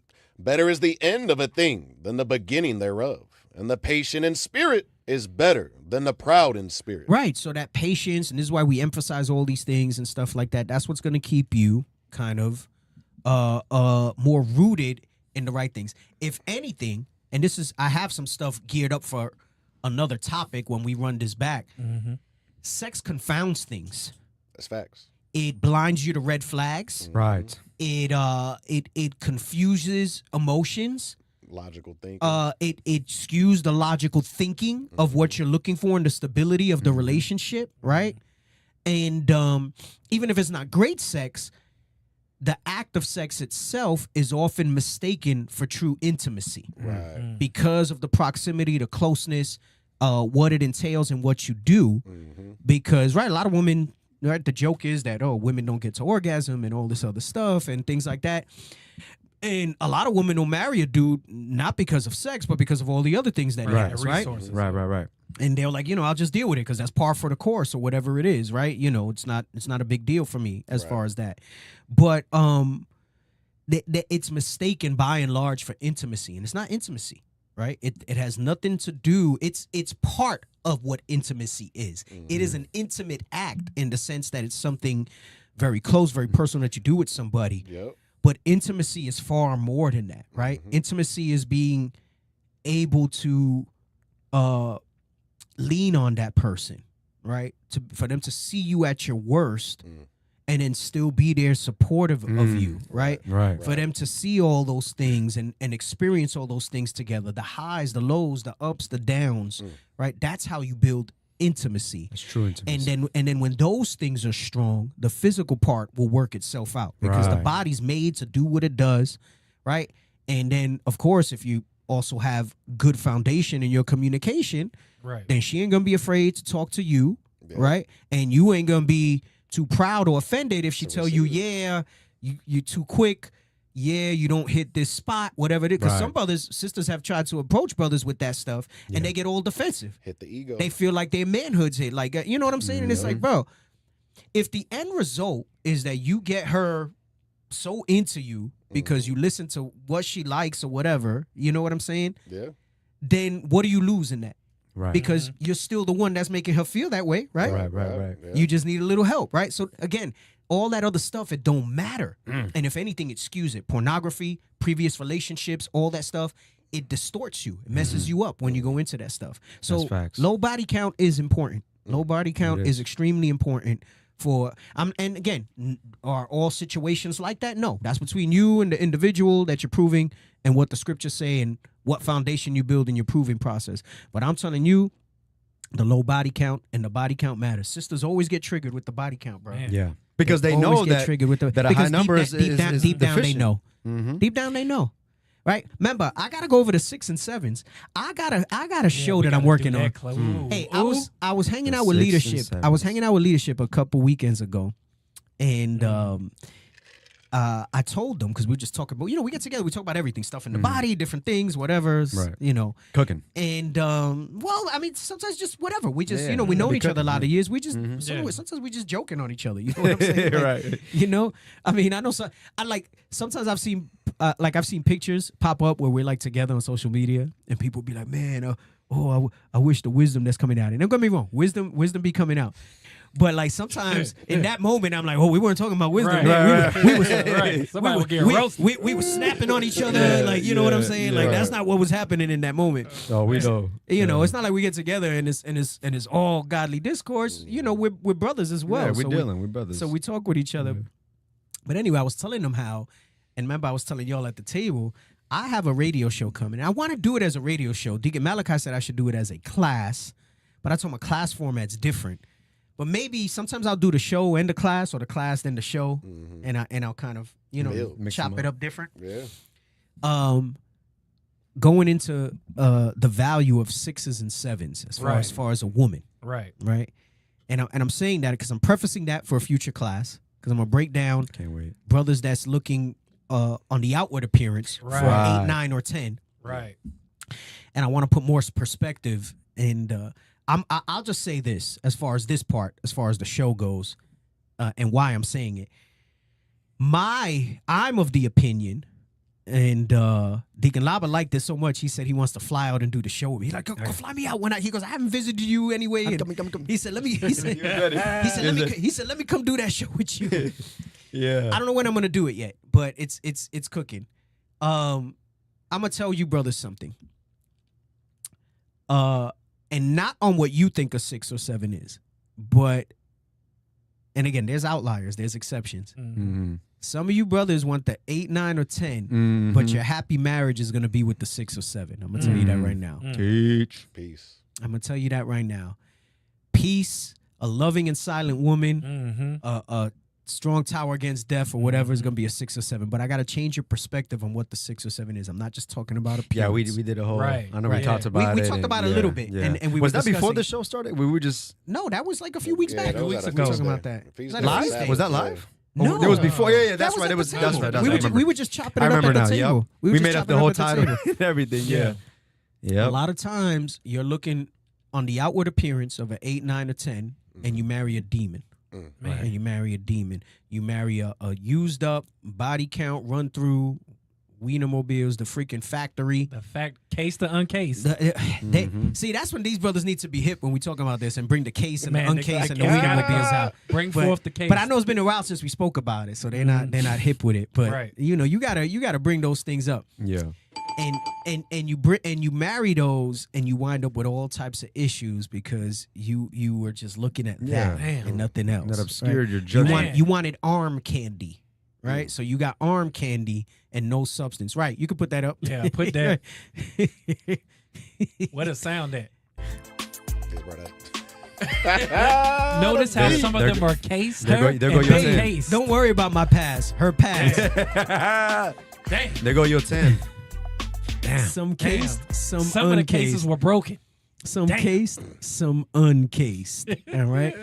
But I say all that to say a virgin could never really be less than a 7. Right. A virgin that's in this truth. That makes an automatic 7, and then you're up or down from there based on other factors. Yeah, based on the character. Your The, Proverbs And that's what I'm saying. I want to 31 change the ability. perspective on that whole thing, Yeah. right? And then body count can bring that. She could be a 10 as far as appearance. Her body count make her like a 3. 0.5. Right. right. That's facts. 2.5. You know what I'm saying? So 0.5. 0.5. Especially when you get that attitude. Because think about it. All of them dudes that she was case to uncase with, They swimming around in there. And it goes into that a woman is born with her virtue. All she has to do is maintain it. That part. That's it. And even when you think about it, right? A sister that's a 10 or a 9, the chances of her getting with multiple men are obviously higher because more men are reaching her. Therefore, because of that, they're going to have the higher body counts. Not all the time. And then that's when all the issues come about. Hey Benson, as you screen calls, because I'm already kind of an hour in on the other stuff, and I didn't get into the main topic yet. It got to be real good if we're gonna take the calls tonight. All right, it got to be like good stuff. I don't want like general commentary or something that's off topic. All right, so don't put nothing through that's not like really spot on with what we're talking about, because I do got a lot that I want to get over into the war, and I don't necessarily want to do 3 hours. I never intend to, but. It comes out. Look at his face. Look at Toga. Look at Toga. Toga. But if for any segment it's like a real good comment or question, then you can push it through. All right, and still let us know what it is if somebody's standing by for it, like what they want to talk about. All right. Yes, before we move on, can I bring this up real quick? Yeah, go ahead. Jeremiah 6:19. Yeah. Jeremiah 6, because we're talking about all this stuff and. In reality, back then, this wasn't really a conversation. No. Everybody understood what a virgin was. Yeah, was Body counts wasn't really a conversation because it wasn't really prevalent. Now we're talking about, like, all right, well, what's the ideal body count? You got to make up a whole 7s, 8. Man, you understand? Everything's jacked up. All right. Hey, so I see you got all this stuff here, but I want to see the health stuff that I recently posted, because that's what I'm going to segue into next. But go ahead. You go into what you're... Go ahead, read that. The book of Jeremiah, chapter 6 and verse 19. Hear, O earth. Behold, I will bring evil upon this people. So he said he's going to bring evil upon the Israelites. Go ahead. Even the fruit of their thoughts. Even the fruit of our thoughts. What's acceptable? And mind you, remember in Matthew 13, it says this people is filled with gross darkness. Right? So this ain't, back in the Toga days, right? Back in Toga Toby days, it was bad, right? When the Maccabees ruled or the Edomites ruled, it was bad. How much more now? With the internet, with Esau and all his inventions and Satan using him to put forth all this pornography, and now you got soft porn all over Instagram. I mean, you don't even have you don't have to try hard for the porn no more. Right. It's in your fingertips. Right. You know? Yep. Jacked up. Yeah. Sex confuses things. It obscures. It obscures things. Things that are honest. That's right. That's the scripture talks about. That's like the bewitching of naughtiness. Right. It's tricky. And not that sex is naughty, but like Hebrews says, marriage is honorable and all, and the bed undefiled. Meaning, outside of marriage, sex outside of marriage is a defiled act. Right. It's dishonorable. So, and now it's dignified. Was dignified in marriage. Well, I'm saying no. Sex outside of marriage is dignified they said in the world. In a high place. In the world. Yes. Yeah, in the world. Yeah. Right. Well, depending on certain circles, right? Yeah. Like I know everybody's like the stuff with Diddy, for example. Let's start, and without getting all crazy into that, but they're like, okay, some people are like, it's just nasty, and he's nasty with the stuff that he was doing. Right. But is it some people are like, well, that's not really the issue. He had certain taste or whatever it is. It's whether or not he coerced people to do the stuff or not, right, against their will. And I think it's a matter of both. I think where are the morals? How could you look at this stuff, and how could you have any type of argument? Now, I'll tell you, I'll get it. I mean, a lot of these women is coming after, and like I think they destroyed Cassie with the evidence that she had. Man, she no good, bro. She the 0.5. Yeah, straight and, up. And the 0.5 is only because, like, she breathes. She got a body, and God damn. You see who took her up. But it's like, it's like I used to look at her and be like, damn, Cassie fine. And now you're like, damn. And then I look at her and I'm like, damn, that's a dirty bitch.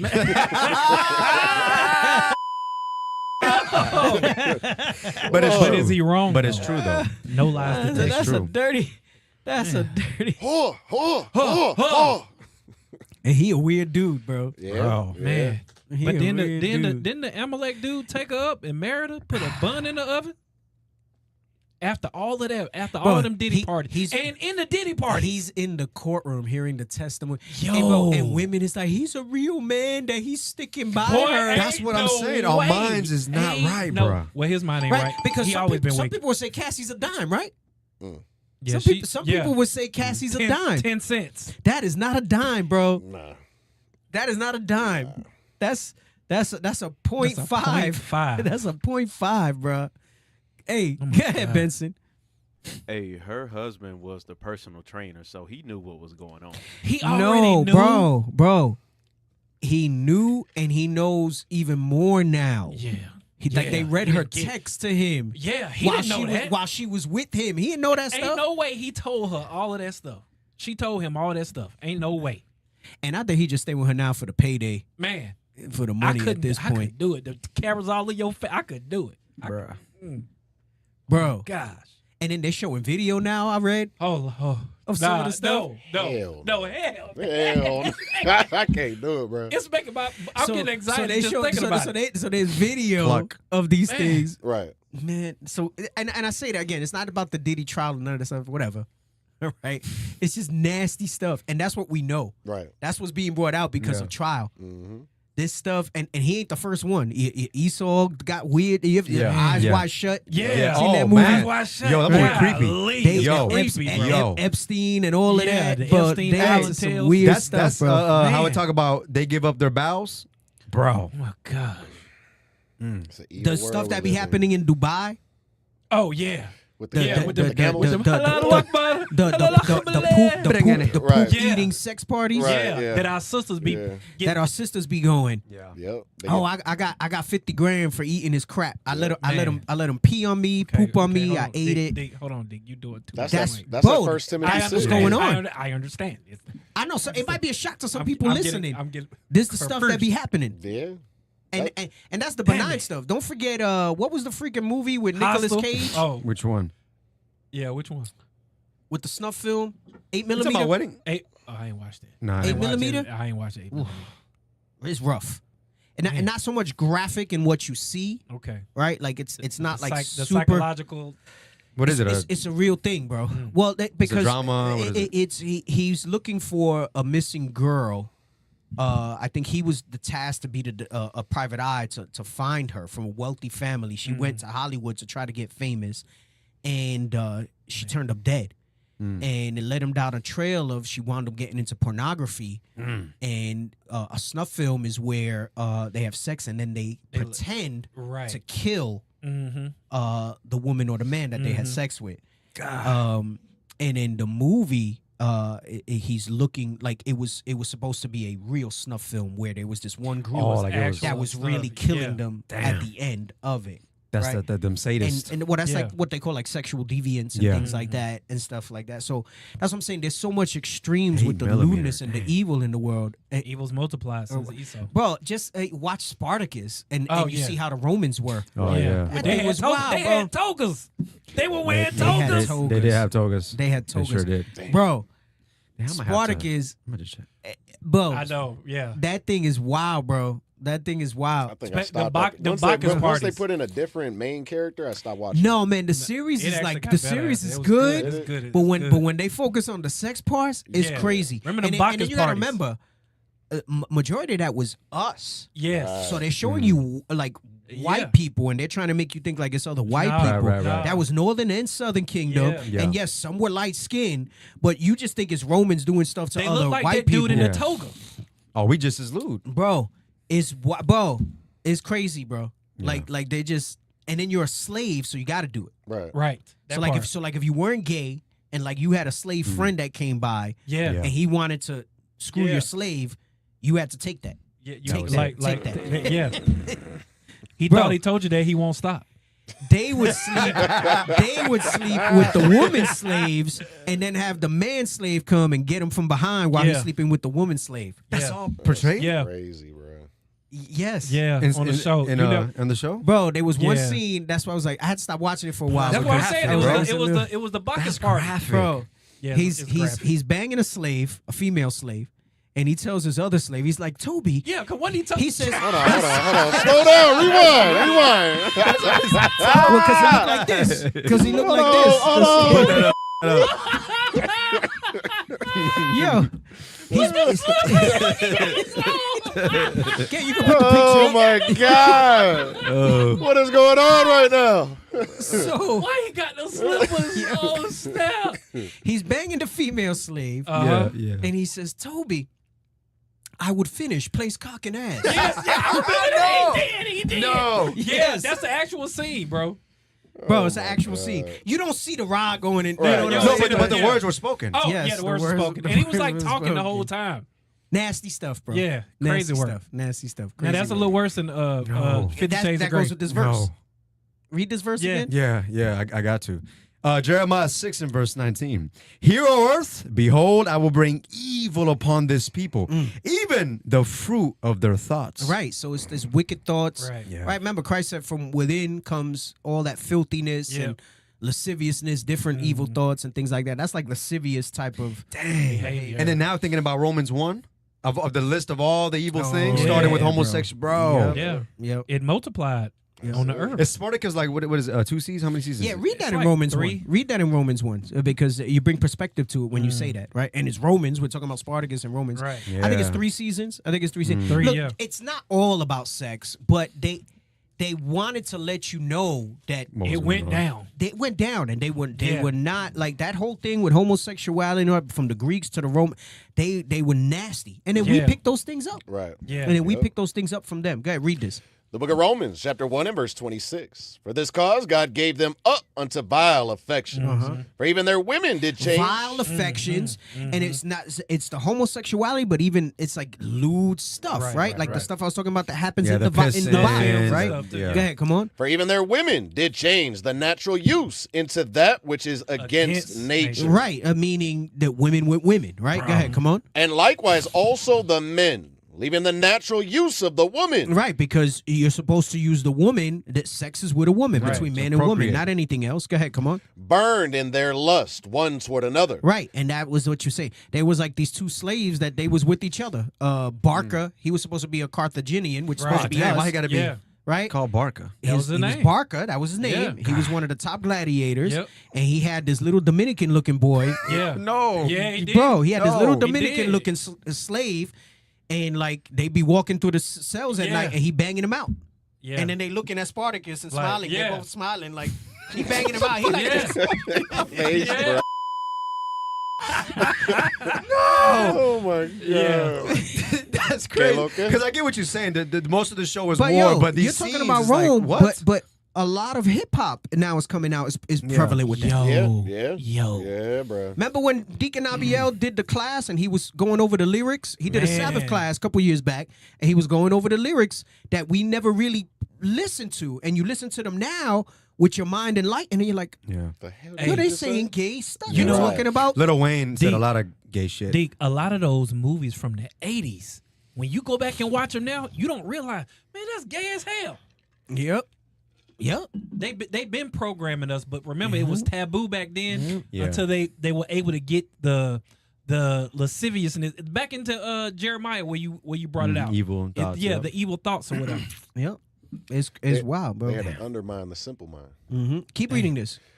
The book of Romans, chapter 1 and verse 27. And likewise also the men, leaving the natural use of the woman, burned in their lust one toward another. Men with men, working that which is unseemly. Working that which is unseemly, this lewd stuff, the dark thoughts, right? Go ahead, come on. And receiving in themselves that recompense of their error which was meet. Because there's a price for that deviance. Like you don't realize that there's a cost to that, right?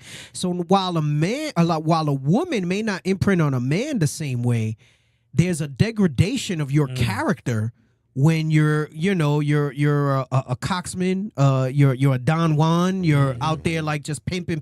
You lose something. You lose something. You lose perspective. You lose. Let me tell you something. The biggest simps that you'll find are actually players, and I'll tell you why. Damn, see, I was saving this for the 6s and 7s, but it's all right. We could run it back. Your whole purpose in everything that you do is to get buns. Right, your whole life. So what is that really then? Idolatry. Idolatry. Yes. That's what makes you the biggest simp. It could be that you bang them and send them home in a cab. Right. But your whole process, quest and your whole process, why you dress, why you work out, why you smell Drive nice, the car you do. why you go out. Everything for the woman. Remember I tell you, when I was in the world, if I didn't get a number, or if I didn't smash, I felt like I didn't have a good time. Right. I felt like it wasn't your whole thing was I can't wait to go out to the next conquest. so that I can go on the next conquest. Right. Yeah. And if that's not idolatry, and I was gonna I'll talk about that another time. But that's what Zerubbabel talks about in 2nd Ezra. Right. Yes. That's why wisdom. That's why he says woman's the strongest thing. The strongest thing. Right. Yeah. Because that's idolatry. So you thought you were a Mac Daddy player, you were just a simp. I was a simp. I was a simp. Not a simp in the way that I let women walk all over me, right? Because that's another form of simping, right? Yeah. You know, or taking a woman back after she cheated and all that stuff like that. Yeah. Right. That's another That's form crazy. of simping. I was a simp in the sense that everything was about the next conquest. That fixation. Yeah. It's a fixation, it's an obsession, and that's idolatry. Right. Because the car I drove, and you could say, yeah, some of it is for you, but you're really doing it for running out of your wits. And that goes into Hebrews 4. It talks about the thoughts and the intents. The word of God discerns it. Yep. So that's heavy. So, hey, and then even going back to what you were talking about with Zerubbabel, how he mentioned woman is the strongest, but he said that truth conquers all. I forgot. I think it was Deacon La, but he was saying he made a comparison. He said this, basically, here's wisdom, and here's the woman. How close the woman is, right? To how strong the woman is, and the truth is the only thing that can conquer that. Right. That's it. Everybody else would be jacking. The truth was the only thing that conquered that. Conquer all that. Right. What is it? Because without it, I'd probably be through multiple divorces and kids all over the place if it wasn't for the Bible. If it wasn't for the Bible and repenting, truth conquers all. And repenting. Right. Yeah. So, damn, we was on this for a minute. but that's for another. That's for another thing. No, we catching up. Yeah, we still within the first hour of the show. We catching up. Right. That's it. We catching up. We still gonna hit our war in the East. We catching up. You know, we gotta do a little housekeeping though, because right now it says we got 452, but only 289 likes. Wow, horrible. Come on now, dog. Come on now. You know you gotta come in, give your shalom, and hit the like. The like. Let's get them likes up real quick, right? All right, we're gonna jump into a little health before I jump into the how we do main topic. Right before I jump into the main topic. Give me that Gary Brecker one first, the detox salt BS, because man, oh man. Now hold on, I'll put it up so people can see who we talking about. People can see who we talking about. Some of you love this guy, the one in the background I'm talking about, the ultimate human, right? Do not listen to this dude for anything. Nothing. Human. I remember Jerahan put something up about him in the captain's group. I said, bro, do not post this guy. Do not listen to anything this guy says, bro. I said, trust me. I said, he is a freaking quack, right? Never heard of him. Bro, some people follow this dude, bro. They love this guy and what he has to say. Like a salt guy? Like that's his man? No, man. He's a bullshit guy. He's on a lot of bullshit. Some people know who he is. They might not know his name, but they've seen his videos and they love it. He talks with a lot of passion and enthusiasm, so it's persuasive. You believe. Oh, got he you, gets the people going. you. Gets the people going. He's provocative, right? Mm-hmm. Play this real quick. You're detoxing without minerals, you're doing it wrong. Remember, when you're detoxing, your body depletes minerals and electrolytes fast. That's why I love Baja Gold, because it has not just calcium, potassium, and magnesium, but 90 other trace minerals that your body needs to detoxify. Once again, the infamous Gary Brecker talking nonsense and convincing thousands of people to spend ridiculous money on fancy salts because they don't understand how their liver works. First off, Gary has zero legitimate training when it comes to nutrition or physiology, yet he talks with complete authority as if he were an expert. In this video is exactly what's wrong with the supplement industry. They create fear around shit that doesn't matter, like detoxing or inflammation. Stop for a second. So he said they create fear around stuff that doesn't matter, like detoxing or inflammation. And I'm not saying inflammation doesn't matter. Chronic inflammation is what is the root of most disease for people in the body. It's not so much the virus that kills you as much as it is your body's reaction and trying to fight it that gets you, right? That's what really winds up happening. So, like, you know, your fever goes too high, your body's on, like, high alert, right? Even sepsis with the bacteria in your bloodstream is a react of your body extremely reacting to try to save itself, and it winds up killing itself, right? But in all things being equal, inflammation that's not chronic, our body acutely goes through inflammatory things all the time, is not damaging, and it's actually beneficial to you. Chronic inflammation is the issue, and that's what happens when you have things like, you know, fatty liver and high blood pressure and stuff like that, right? So, and the detoxing, remember I told you, don't look at it as detoxing if you're going to do that. There's really no such thing as detoxing because God made you perfect and your body does that anyway. Now, if you take something that supports a process that you have, then that's different. There's things that are liver supportive or whatever it is and helps your liver do more, but it's not the magic herb or juice or whatever you're doing that's doing anything systemic in your body.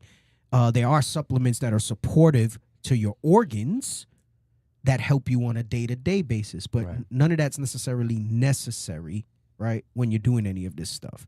And that's what it is, because what's really come behind that is an industry, and they get you on this weird stuff or whatever. But anyway, go ahead. I don't want to take too long. I want to show a few health clips, and that's it. But solution, and by the way, the solution doesn't actually do anything. First off, detoxing isn't real. Your liver, kidneys, and lungs handle waste removal 24/7 without needing some overpriced supplement. And if your organs needed actual help detoxing, you'd be in the hospital, you wouldn't be buying supplements. Second, his mineral depletion claim is complete bullshit. What does he mean by that? What is dialysis? Your kidneys aren't functioning properly, so you have to go in to get your blood cleaned. Oh, yeah. 2 to 3 times a week, right? We have people amongst the body that have been through that, right? That's a real issue, right? So he's saying if any of those stop working, then you're really going to be in the hospital, right? Your body has organs that help it to detox. Go ahead, come on. Kidneys regulate mineral balance automatically. And Gary's making it seem like your body just falls apart without this supplement he's selling. And by the way, if you want electrolytes, this Baja Gold supplement is just table salt. You can literally just add some table salt to your water and have a banana on the side and you'll get better results in terms of electrolytes. And here's the problem. While people spend... So he's charging you like $30 to $60 for that bag? Snake oil salesman. That's a lot of these things. That's why, so like brothers will ask me about creatine, for example, right? Which is probably one of the only performance enhancing supplements that's worth a damn, and it's marginal because if everything else sucks, it's not going to do anything magic, right?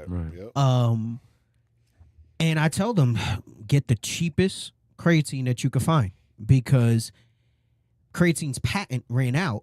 So what people try to do is they'll buffer it with something, they'll do something else so that they could charge more for it. You can get for like $15, bro, you could get like 2 or 3 months of creatine.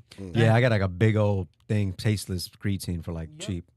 Yeah. And if you're taking it right and you got everything else in check, you don't need to be spending money on a $30 creatine or whatever it is, right? And it's true, a lot of the stuff that they sell as electrolytes, is just kind of salt, you know? How long does the creatine last, typically?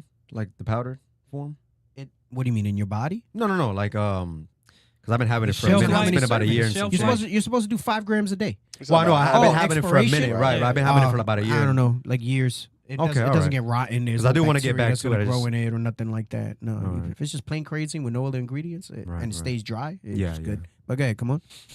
Of dollars on supplements that promise the world and underdeliver. They ignore the basics that would actually matter and would help them feel better, like exercising regularly, having a healthy diet, prioritizing sleep, managing stress. The supplement industry makes billions of dollars every single year convincing smart people like yourself that there's a shortcut in the bottle. Stop. And that's why I really don't like the detox stuff, because these people that push the detox, even amongst the body, their sleep's jacked up, their diet's jacked up, right? Like freaking Toby drinks how many? At least 2 sodas a day. Toby. Yeah. It's a good average. Full sugar, so 60 grams of sugar. All of it. Yeah. Right? Just with his toga on. And but then he'll detox and then to, he'll detox. To flush it out. He's not flushing nothing, bro. Yeah. It's not for soda to flush out, but yeah. He's not flushing nothing. Toby. And then it's like, oh, but it's making me feel good. Yeah, because you're not consuming the crap. sugar. Right. That's why your skin You've look let better. go That's of why that. you feel better. Yeah. Right. Yeah. Go ahead. That's crazy. Seriously, I'll say that again so you really get this point. There is no supplement that will shortcut living a healthy lifestyle. And there is no supplement that actually delivers on all of the ridiculous claims that it makes. Save your money, focus on the basics, do them consistently, and stop taking advice from people whose only qualification is a social media following. I forgot, this guy, he's like a nutritionist, or what was his particular? Joe? This guy. Yeah, Joey. He's a doctor in nutritional science. Got you. He has a PhD in nutritional sciences. Let's see. What was the other one I wanted? Let's hit the organic food BS, because that's the other thing. People go out of their way for the organic stuff, right? And I'm gonna see it. People are gonna be in the comments, oh, but pesticides. But play this. What's the difference between a USDA organic versus a traditional product? The National Organic Program was adopted in 1990, but it really is nothing more than a marketing ploy. There's actually no criteria for nutrition or safety in the National Organic Program whatsoever. Stop. There's no criteria for nutrition or safety whatsoever. Right? They took advantage of a trigger word, right? And, you know, now I'm not saying that certain things that are not organic don't have pesticides on it, but they use pesticides on organic stuff too. Yeah. It's just a little different or whatever it is, right? They have to use pesticides when they grow crops, unless you're doing your own little farm thing and you don't, right? But go ahead, come on. Yeah, there's no benefit to going. So not only is there no benefit, they actually are worse for the farmers. They're often worse for the environment because they'll target non-target species. No health benefit. There's no nutritional advantage. I'd like disclosure of who we work for. I don't work for anybody. Is there a chemical-based payment for it's the paid shill comment. Yeah. She thinks I'm a paid shill because I'm defending I'm curious. So I'd like to make sure. This one got me good, I must say, and it never failed to surprise me how quickly the paid by big chemical comment comes out whenever they hear something they don't agree with. That's cool. Dr. Love is great, and what she's saying here on Dr. Mike's podcast is absolutely true. The organic food hype has very much been exposed. This recent systematic review of 147 papers from all over the world found that A, it was not possible to identify a generalized superiority of organic foods over conventional ones. B, superiority claims could only be made for specific comparisons depending on the food.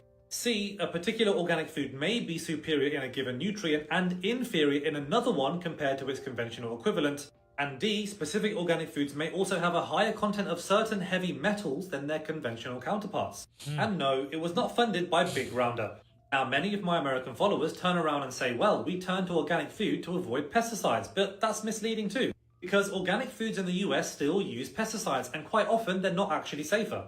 Take copper sulfate, for example, which is on the approved list of organic pesticides. The lethal dose 50 or LD50 of copper sulfate, which is the dose required to kill 50% of the rat group in studies, is around 350 milligrams per kilogram. Whereas the synthetic pesticide fluoxystrobin has an LD50 of over 2,000 milligrams per kilogram, which means copper sulfate is at least 6 times more toxic than this synthetic pesticide. Or take mancozeb, another synthetic pesticide which has an LD50 of over 4,500, which means copper sulfate is at least 13 times more toxic. So the idea that organic pesticides are safer or less toxic is also not true. And get this, blind taste tests between conventional and organic food have also been done. And they found that people with strong beliefs in organic and local food rated the taste of the respective labelled version significantly higher, suggesting that someone's belief about organic food can play a stronger role in their taste perception than the actual taste for certain people. So if you want to eat organic food and you can afford it, that's absolutely fine, but don't go around claiming that it's healthier for you, because it's not. That's basically it. It's not healthier. If you want to eat it and you got the money to spend more on it, I went through that phase too, and I was only buying organic when I was juicing and everything like that. But this is before I started like versing myself and understanding this, you know. Brown eggs. Yeah, brown eggs. Just all it means is brown hens. Yeah. Brown eggs come from brown hens. Well, they're a lot costlier. White eggs are from white hens. You know. I didn't know Now I do prefer pasture raised because I've seen the way other chickens are raised and things like that. Oh, like factory wise and all that. And you know, I there is kind of a different type of taste. The yolk is a little different, but that's a preference. Like when I eat out, you think they're giving you pasture raised eggs? Nope. Right. When you order eggs, when you eat out, they're giving you the cheapest eggs they can get. Yeah. From That's it. Cisco Keep or costs one of low. the major companies that they buy from. It's it. You know what I'm saying? So, you know, you're still getting your, 5 grams of protein, 6 grams of protein, 6 grams of fat, same amount of cholesterol and all that stuff like that, right? I think pasture raised, they might be like some sort of more vitamin or mineral benefit, but it's slight. It's not going to be like life-changing, but it's a preference. You know, that's a preference for me. I don't do it because, like, if I can't find a pasture, I'll just get the regular eggs, you know? And I won't even get the organic. I just get the pasture raised, right? And I try to get those. And if I can't find that, I'll just get the regular eggs. Like bro, I grew up eating regular eggs. Remember, she said organic didn't come out till 1990. Yeah. I grew up eating no frills.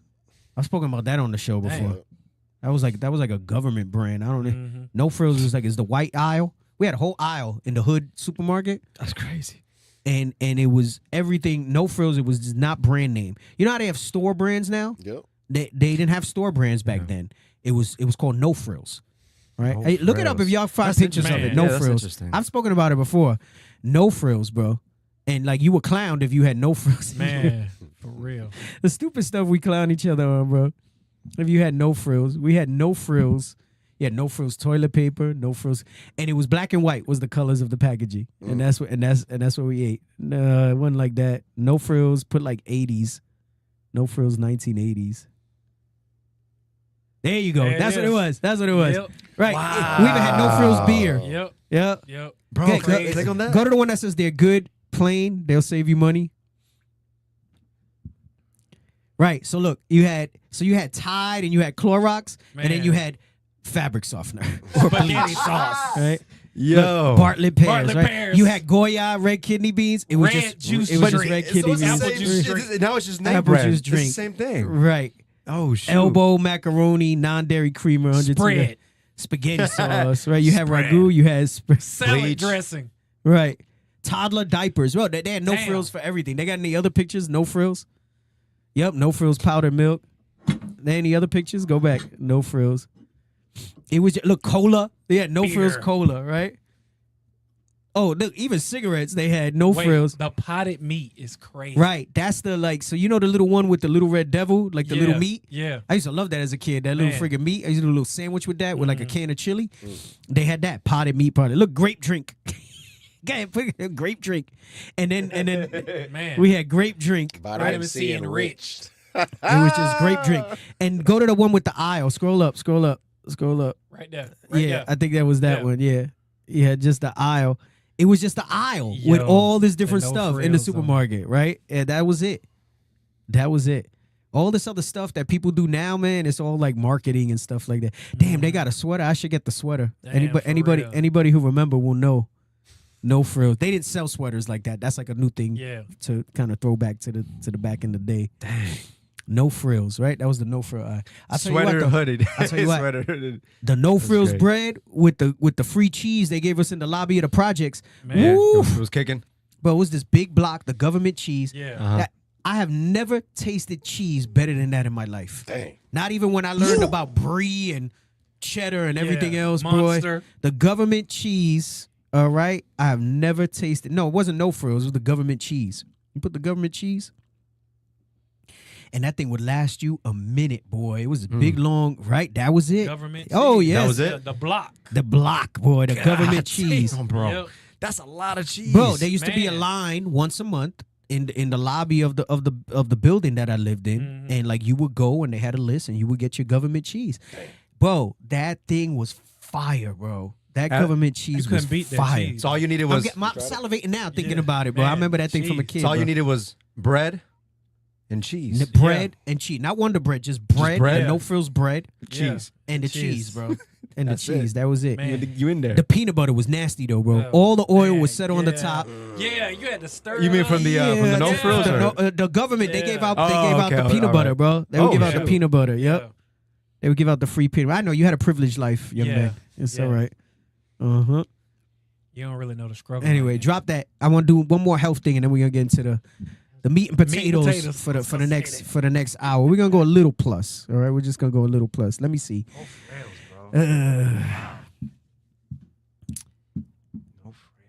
Details on macros. Which one is better from the up to on the left? Oh damn! No, you know what? Eating fruit. I do want to do two more. Do the USA versus European bread, because it's the other thing. The bread. Oh, the bread. Show this.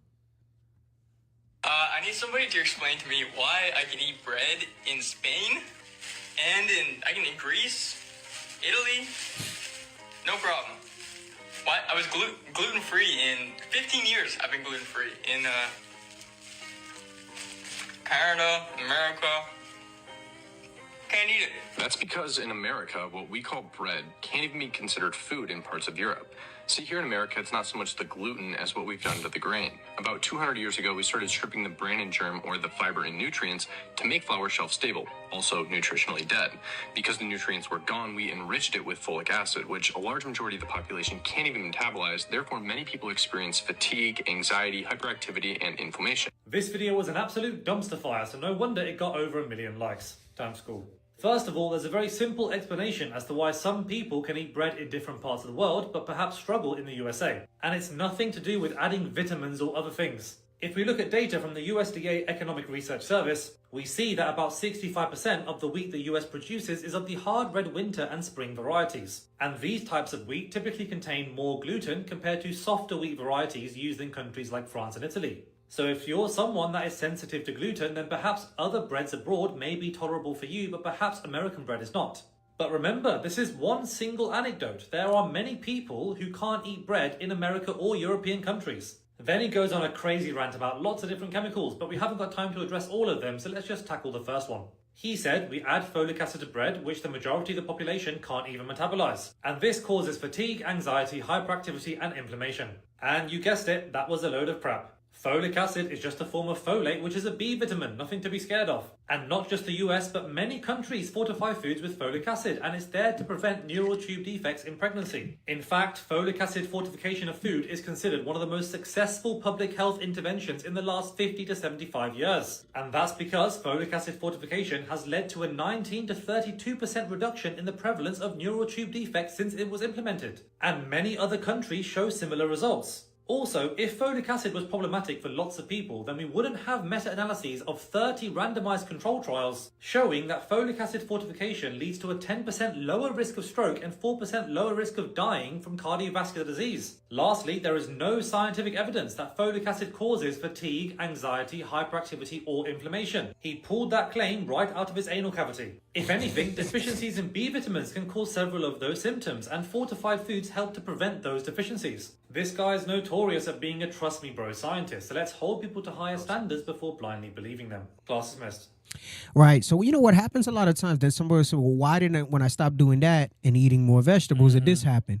Well, because you got more vitamins. Right. It wasn't that what you were eating was bad necessarily. It might not have had the full breadth of the nutrients that you're used to. So a lot of times you do these elimination things, and sometimes they're prescribed because you want to see what might be a trigger for you for certain things. But you want those don't happen in isolation. You replace it. And what happens is the thing you replaced it with probably gave you more nutrient than you. So like he's showing how like a deficiency in that vitamin B, that form of vitamin B, folic acid, could cause a bunch of symptoms that people could say, oh, it's because I was eating this, I was eating that. And then you start eating something that gives you more of that, because he showed another picture of like all the bananas and veggies and meat that has that. And you're like, oh, and I felt better. So explain that. Well, you wound up getting the vitamin that you weren't eating. Like you got your diet was so void of nutrition. So it's not that necessarily that the one thing was bad for you, it just wasn't nutritious enough. And that goes back to when I did the show, like think of it as more nutritious or less nutritious. And you'll do yourself a lot better. But interesting, what I found most interesting is that it's not that wheat is bad, is that we use a different wheat here. So maybe that wheat that we use here, right? And he didn't say nothing about it, but it's just a breed of wheat. It's called hard red, right? And you have a winter version and a spring version. 65% of the flour that we get here in North America is that type of wheat. And he said, then try a different type of flour then. That's not that variety of wheat. You know, there's different types of roses. There's different types of cucumbers. There's different, right? So the same thing with the wheat. It's not just wheat and that's the end of it, right? So he said, you know, it kind of worked out better for you. And yes, breads in Europe tend to be softer because they use a softer type of wheat, right? Has nothing to do with the enriching process or anything else. So, you know, different stuff going on there. All right, last one. Let's do the calorie density comparison. And then we're going to get into our main topic, all right? Why is there 800 calories more on this side compared to that side? Stop. So what I like about this one, because I've done these where we show different food. Right. He's going to show the same foods and show you that calories still matter. Because some people think I'm eating clean, right? That's the term. I'm eating clean, and that's enough, right? I remember I tell you, I see a lot of fat vegetarians, right? There's fat vegans, right? It still goes back to what you call portion control. You have no idea what portions are because it really goes back to your calories, right? And then it even gets more nuanced than that because I was having a discussion with you about body composition and where the protein comes into play, and then also the stimulus for that change in body composition. But go ahead. The difference, these eggs are cooked in 2 tablespoons of butter. These eggs are cooked in 1 tablespoon of butter. There's 2 slices of sourdough here versus 1 slice of sourdough. Both those breakfasts are amazing. For lunch, the only difference is that this chicken is marinated in barbecue sauce, where this chicken only has salt and pepper. For dinner, the difference, we go from a ribeye steak to a filet mignon, and this bread, there's half the serving on this side. There's nothing wrong with ribeye, it's just a little bit more calorie dense. For nighttime snack, the only difference that we go from dates to raspberries. Nothing wrong with dates. The point of this video, just because you're eating healthy doesn't mean calories don't count, and just because you're lower on the calorie side doesn't mean you have to cut carbs.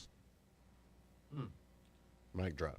There you go. Some good stuff. Yeah, that's real good. There you go. Going back to why you should count your calories, just for that reason. You gotta alone. know. And I'm not saying you gotta count it forever, but you gotta know. You gotta know your baseline. You gotta train your eye to know what's a lot, what's not, and how easy certain calorie dense foods can be and be overeaten. You know, like it's crazy. Like you look at a serving of something and be like, oh my gosh, I didn't realize how much it was. How much was that? You know, like I was talking about the Cheesecake Factory with the fatbacks up at the table here in Phoenix, and they were like, their mind was blown when they started looking at the calories. They didn't realize like how much they were eating. Like, some of them cheesecakes is 1,200-1,500 calories. Oh yeah, the whole thing. Yeah. Oh man, I didn't know that. I already know. It tells One you on the slice. thing. Not the whole cheesecake. The one slice. One slice. That's crazy.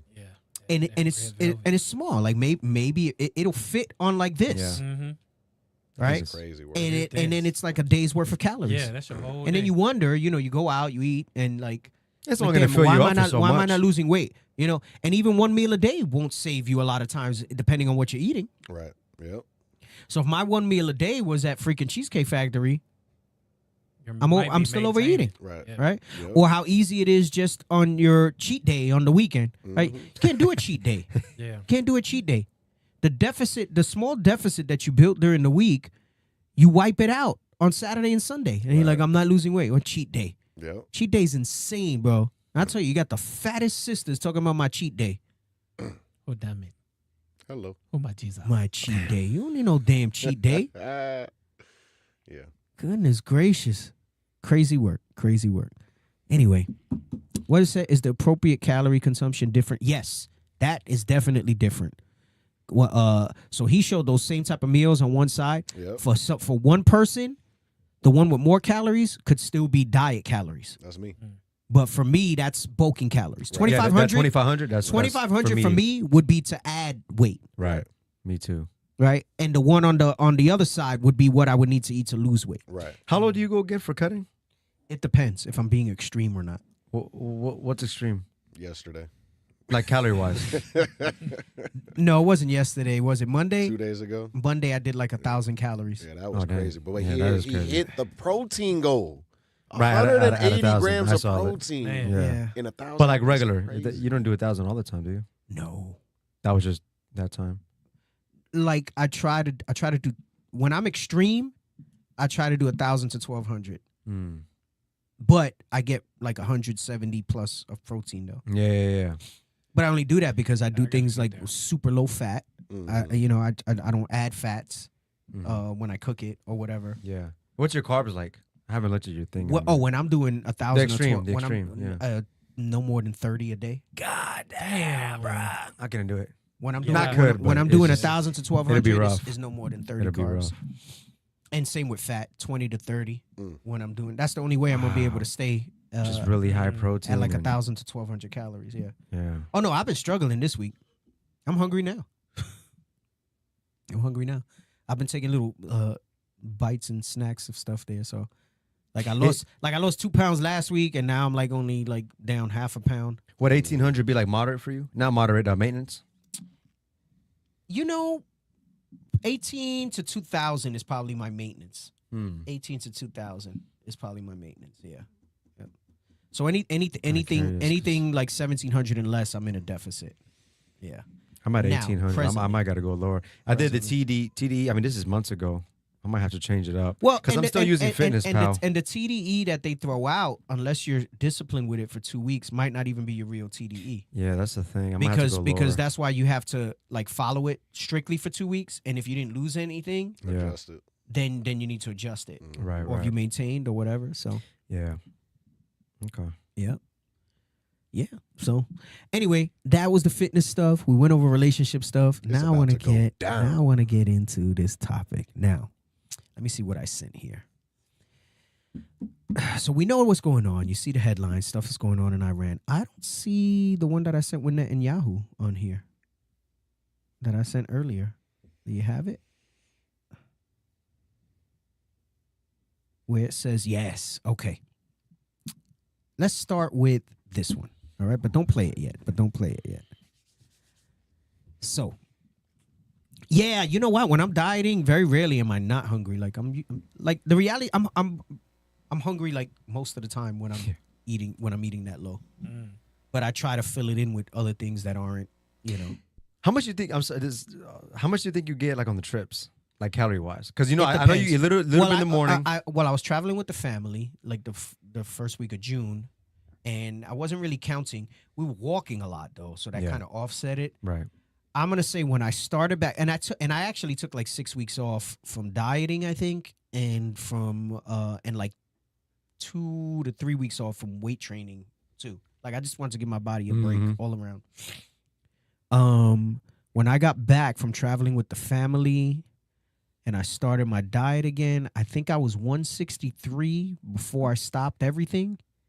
And I came back at like 172. And I think I was like 170 after the first week of dieting, and I'm probably like 171 as of this morning. So that's what I'm saying. Like I lost 2 pounds, and then I kind of went back a little bit. But because last week wasn't that successful. I had new moon. I got sick. Yeah. Right. Yeah. And then I've been having some hits. I know my wife's been on me because we were supposed to come back and hit it together. Hit it running. And then she see me eating like cake. I'm like, leave me alone. Shoot. I have more flexibility than you. Which I do because I'm leaner. I'm a lot try to leaner. justify it. You said, damn. I know, because like she's judging me so fast. Like, Damn, judge me, man.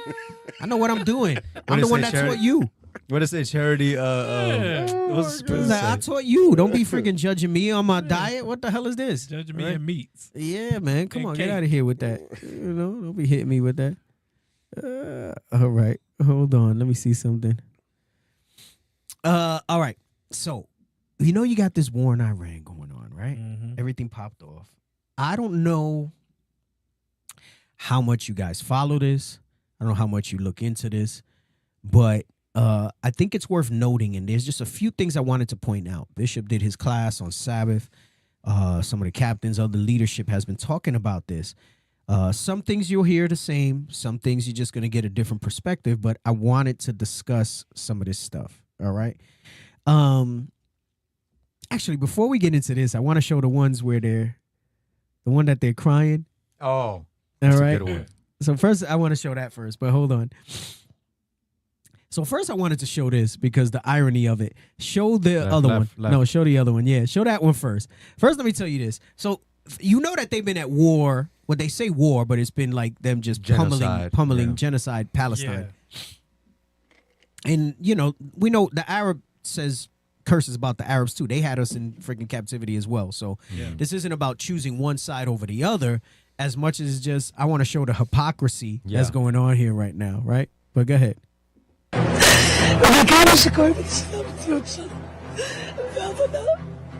So stop. It says Israeli describes fear at the bombing, right? Which has been a daily reality for. So this was after 1 day of Iran hitting the back with missiles, and she's terrified. Talking about like she's terrorized. Right. But for 20 months so far, right, in Gaza, they've been bombarded, killing innocent civilians. Hundreds of thousands dead. They were charged with war crimes, and they told the international court, "The hell with y'all." Dang. Bro, 20 months. That's crazy. Right? Go This is ahead. one day. Look, my wife sent me the screenshot of when I told her I'm dieting. I'm sorry. You got to run it back from the beginning. Dang. She's sending me the reminder that I said we was going to go. Damn. That She we hit was you gonna- with the. Charity seeketh not her own. I told her, because I did. I told her, I said, enjoy now. We're going to do rapid. Right? And I said, Monday, we starting. Damn, bro. I didn't That's start crazy. Monday. I didn't start Monday. I started Tuesday. That Tuesday, not this past Tuesday, the Tuesday before. So I guess I'm not doing too bad considering that I started Tuesday and I was sick. So I'll give myself my pat on the back. But she's sweating me, and I'm like, I told Yeah. you. I know what the hell I'm doing. Damn. You know, if I'm like 3 weeks in and I'm still messing up, then, you know, they hit me. You know what I'm saying? Like, because, you know why? She wasn't looking out for me. She was just jealous that she saw me indulging. Right. You know what I'm saying? Yeah, because I remember I was supposed to start Monday, but I was like, damn. It's like I'm craving pizza. So I freaking ordered pizza. Just did it. You just did it. Right. And you want to know what's crazy, though? I can't tell you all those moments because I still make my progress. Because if I post that in our groups, where I show that, You don't want to. Yeah, you don't want to offend the little ones or the big no, ones. it's not I mean. an offense. Well, the offense in that they'll think they can do it. Right. That's my Right, point. right. Deacon Right. did it. You don't want to. You don't want to offend the Deacon big did it. ones, Yeah. not the little ones. Deacon did it. The big ones. The big ones. I don't want to offend the big ones, not the little ones. Damn, I like how you did. I don't want to offend the biggins. Damn The it. biggins. Anyway, let's go back to this video. I want to show these two. Go ahead. Come on. ובעיקר מה שקורה בצד המציאות שלנו ועבודה. אתה מבין שכל עניין של שניות, הכל עניין של מזל, והרגשתי פשוט ברולטה היום. So stop. You can read what she's saying. She's speaking their Yiddish BS, Yiddish, right? yeah. She said a young girl shouldn't have to experience this. They've been hiding, Right. hearing explosions. And then you got these people burying their babies Right. and all this other stuff. Sometimes their babies got buried Right. under Right. rubble and rubble, bombing, yeah, right? yeah. Go ahead, come on. ילדה לא צריכה לעבור את זה. ואישה בוגרת לא צריכה להרגיש לבד ולפחד מפה ישנה היום. Right.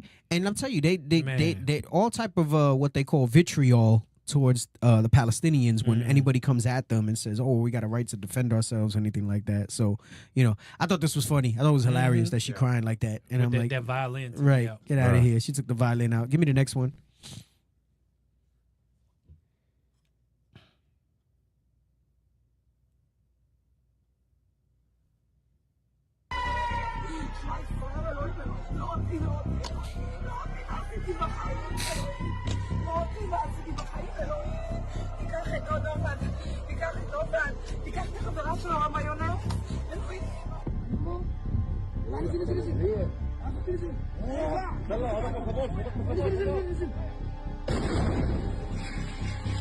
Did he get her?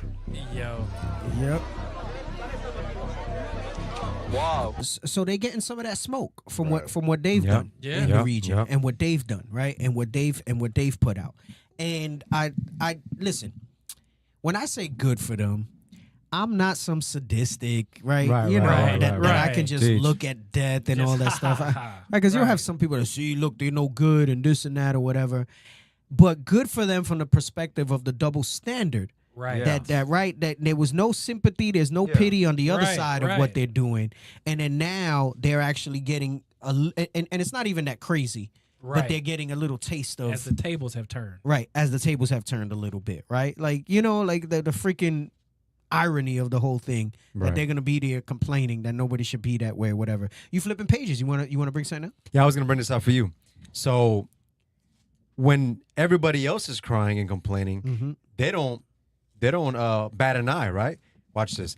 Psalms 58 and verse 3. Come on. The wicked are estranged from the womb. They go astray as soon as they be born. They evil. They go into Yeah. evil right away. Nobody got to away. teach them it. Right. They go into it. It's like when you see those little Edomite babies talking about death and guns and Yeah, violence and bro, stuff like yeah, that. yeah. Right. It's like With those cold eyes. right. And this is like they tiny, and they embrace that. Right. Go ahead. Come on. Speaking lies. Their poison is like the poison of a serpent.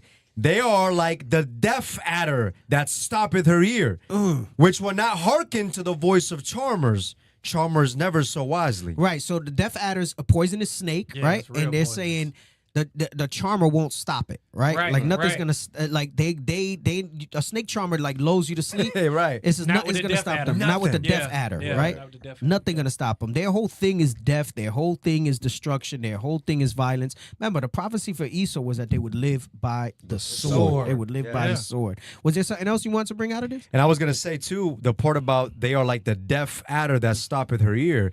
When people complain and they say, "No, please don't do this. Look at my family. Look at this." They looking at you like, you ever seen that meme when it's like the kid, he did something bad and then he's trying to tell the guy don't call the cops and the white guy's just like, right. That's basically what it is. Right. Yeah. So we over here crying where the Arabians are crying. All this is going on. They're saying there's no way you're gonna stop them from their destruction. Nothing. Right. It's That's coming it. Right. A poisonous snake that you can't charm is gonna strike. Yeah. Death adder. Period. Regardless. Regardless. There's Never nothing. There's nothing that you're gonna say that's going to go ahead and deter it from what it wants to do, right? And that's exactly what was happening there. Could we read Job 4 and 5? Yeah, go ahead. Because this is the first thing I thought of too. When you look at the response, read that. The book of Job, chapter 4, verse 5. But now it is come upon thee. Because you see in the bottom video 20 months of bombing, right? But now that same bombing's come upon thee, Reed. And thou faintest. And you're weak. You're falling apart, right, Reed? It touches thee. It's now touching you. It's touching your children, your daughter, like you said, Reed. And thou art troubled. And now you're troubled. Damn. That's Crazy good. word. Now it's touching them and now they're troubled, right? Anyway, so I'm sorry. Can we read verse 6? Go ahead. Verse 6. Go ahead. Is not this thy fear, thy confidence, thy hope, and the uprightness of thy ways? Because, like you said, their gift was the sword.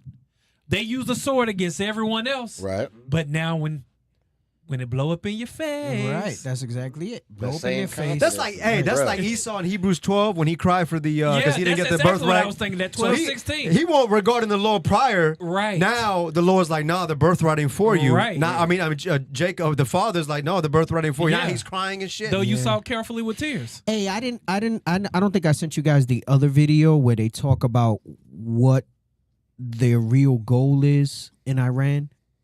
And it's this guy newscaster. I don't think I sent it to y'all. You got it? No. I know we're gonna go down with that one. That's fine. I see that one. We don't have to. I'll just sum it up. Because he says a few things. So the whole reason they went in Israel, I'm talking about, Israeli government, is because allegedly Iran was super close to a nuke. Right. Now, I don't know how. Maybe you're not old enough to remember when they went into Iraq, because you're 28. I was This is there. 2025, right? So you don't really remember that. Weapons of mass destruction. That's what it was. Weapons of mass destruction, right? They were like weapons of mass destruction. We got to go in, imminent chemical gonna weapons. take it. Chemical weapons, right? I don't even think it was a nuke. It was chemical weapons. It was chemical, right? And then it turns out that it was nothing. That Iraq allegedly had? Yeah. That Iraq allegedly had. Okay. And it turns out there was none. They never found any. Right. But they convinced everybody and they said, we got to go because we got to stop this. They're a threat to the whole world, But right? what was over there? Oil. This is even beyond that because I'm going to get spiritual with it, right? Ooh. Remember, it says Israel's regime change agenda. A regime change is that you try to destabilize the government so that a government more favorable to you. And I can go all over with this because this is what they did in Central and Latin America. It's espionage. In Latin America.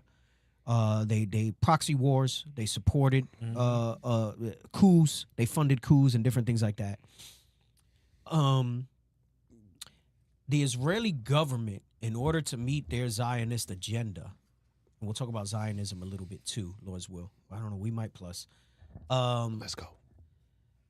In order to fund their Zionist agenda and to get support for it, they use the Mossad to even infiltrate and instigate their allies' governments and make it look like it was one of these Arab nations so that then they can go to war for it. Yeah. So, for example, let's just say one of the captains posted, they're sending a flat top. What do they call them? The aircraft carriers. They're sending an aircraft carrier to the region. that is supposed to be decommissioned in 2026. It's old. It's past its service life, right? And the implication, and it may or may not be any of this, is that this is sent there. Now, this would be complicit with the United States, but this was sent there because what a coincidence that they don't send the most advanced, newest one over there. Mm-hmm. They send one that they're about to decommission, meaning they're gonna. It's a wrap. They're gonna sink Yeah, it for they taking parts. it. Yeah. In 6 months, and like to sacrifice it, to let it get bombed, whether by Iran or like what themselves or false flag. False flag, Mhm. they call it, and then say, "See, we got to go to war now," right? I think Bishop showed something, if I'm not mistaken, in one of his classes, how Israel's responsible for one of the conflicts, and they're responsible for many, where they've used their agents to put U.S. citizens at harm, to then say whether they did it directly or they've done it where something was weakened so that the real enemy can target them. So, for example, there was something, I wish I had it, I didn't save it, the other day, that there was a big shouting match between one of the senators and one of those secretaries that deals with the war stuff, and Netanyahu, because he was mad that Trump pulled U.S. personnel out of the region. And the report goes, they were upset about that because he was hoping that one of those missiles would hit one of the U.S. embassies or something in Israel, right, and hit one of the U.S. places so that the U.S. could be dragged into it and help them out. That's crazy. Basically drawing them into the conflict. Right. Now they have a foot in the game. Right. Exactly. So this is how they operate. These are the type of things that they'll do, and they've even had Mossad agents here in the United States that come in and infiltrate to meet certain agendas, right? So certain agent provocateurs, certain things that go on and stuff like that, right? And it's not just them. This is how espionage works. Yes. Right? But this is what they do. Now, their thing was, we got to go in because of weapons, and we got to go now, right? Because a nuke is imminent. Right. It could be next week. So this first clip I'm going to show you, he's been saying this, Netanyahu in particular, for 33 years. He's been saying Iran is 3 to 5 years away from a nuke for 33 years, right? And I'm going to tie it back to the scripture and what I'm going to lay some things out, and then I'm going to show you why the regime change biblically, why they want the regime change, right? And this is, those of you who listened to my message the other day know what I'm talking about, right? I won't give it away yet. I'll set it up, and then we'll get into that when I get there. But go ahead, come on. You've probably heard this line before. Iran has never given up its quest for nuclear weapons and the missiles to deliver them. That's because Israeli Prime Minister Benjamin Netanyahu This is has been 2018. saying this for more than 30 years, claiming Iran is close to having nuclear weapons. Nuclear weapons, nuclear weapons, atomic bombs. In 1992, as a member of parliament, Netanyahu addresses the Knesset. He says, within 3 to 5 years, we can assume that Iran will become autonomous in its ability to develop and produce a nuclear bomb. 3 years later, in his book Fighting Terrorism, he repeats the same time frame, 3 to 5 years. Thank you, Mr. Chairman. Fast forward to 2002. Netanyahu testifies before a U.S. congressional committee actively calling for the invasion of Iraq. Are there any other nations that you would recommend that the United States launch preemptive attacks upon at this point? The two nations that are vying, competing with each other, who will be the first to achieve nuclear weapons, is Iraq and Iran. The invasion happens months later. No weapons of mass destruction are found in Iraq. This is a fragment of a 2009 U.S. State Department cable released by WikiLeaks. Netanyahu tells members of Congress that Iran is 1 or 2 years away from being capable of developing nuclear weapons. They're online. It's 2012, and Netanyahu is holding up his infamous cartoon bomb at the UN General Assembly.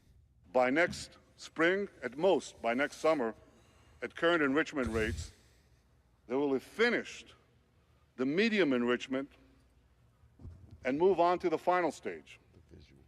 From there, it's only a few months, possibly a few weeks, before they get enough enriched uranium for the first bomb.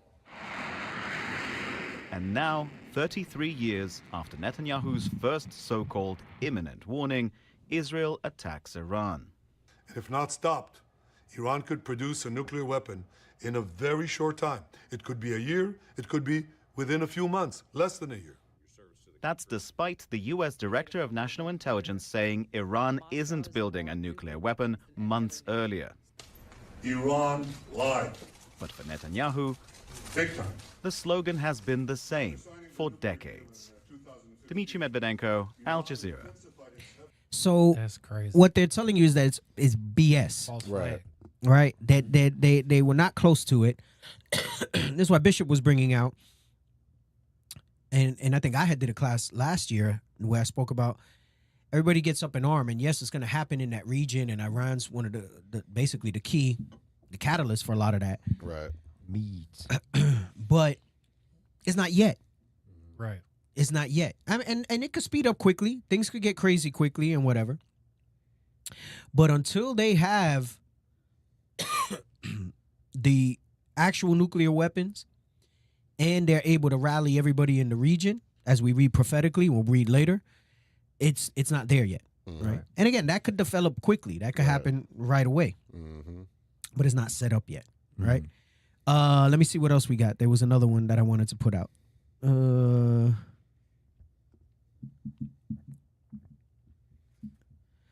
I didn't see that. Was that part of it, or you brought that up? Okay, that's good. Officer Zarab just put this up in the chat real quick. Oh, okay. All right. Yeah, we could put that. Okay, so this is what they've been saying since 1992. Iran is 3 to 5 years from a nuke, right? So meaning in 1995 to 1997, they'd have a nuke, right?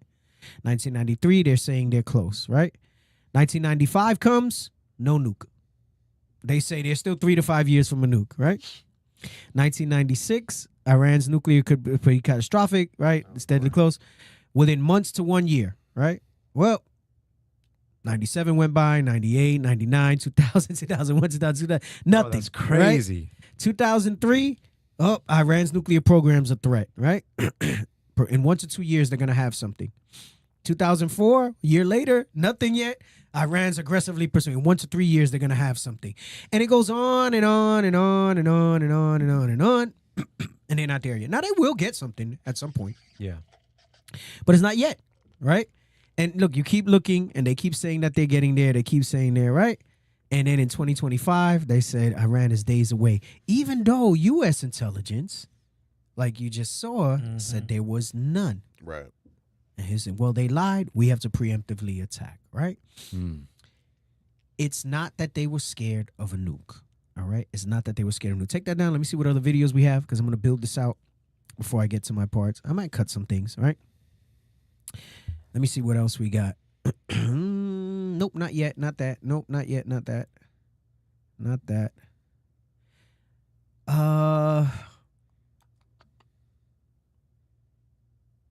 What's the other one with Ted Cruz that I got? There another one? There was 2 that I posted with him.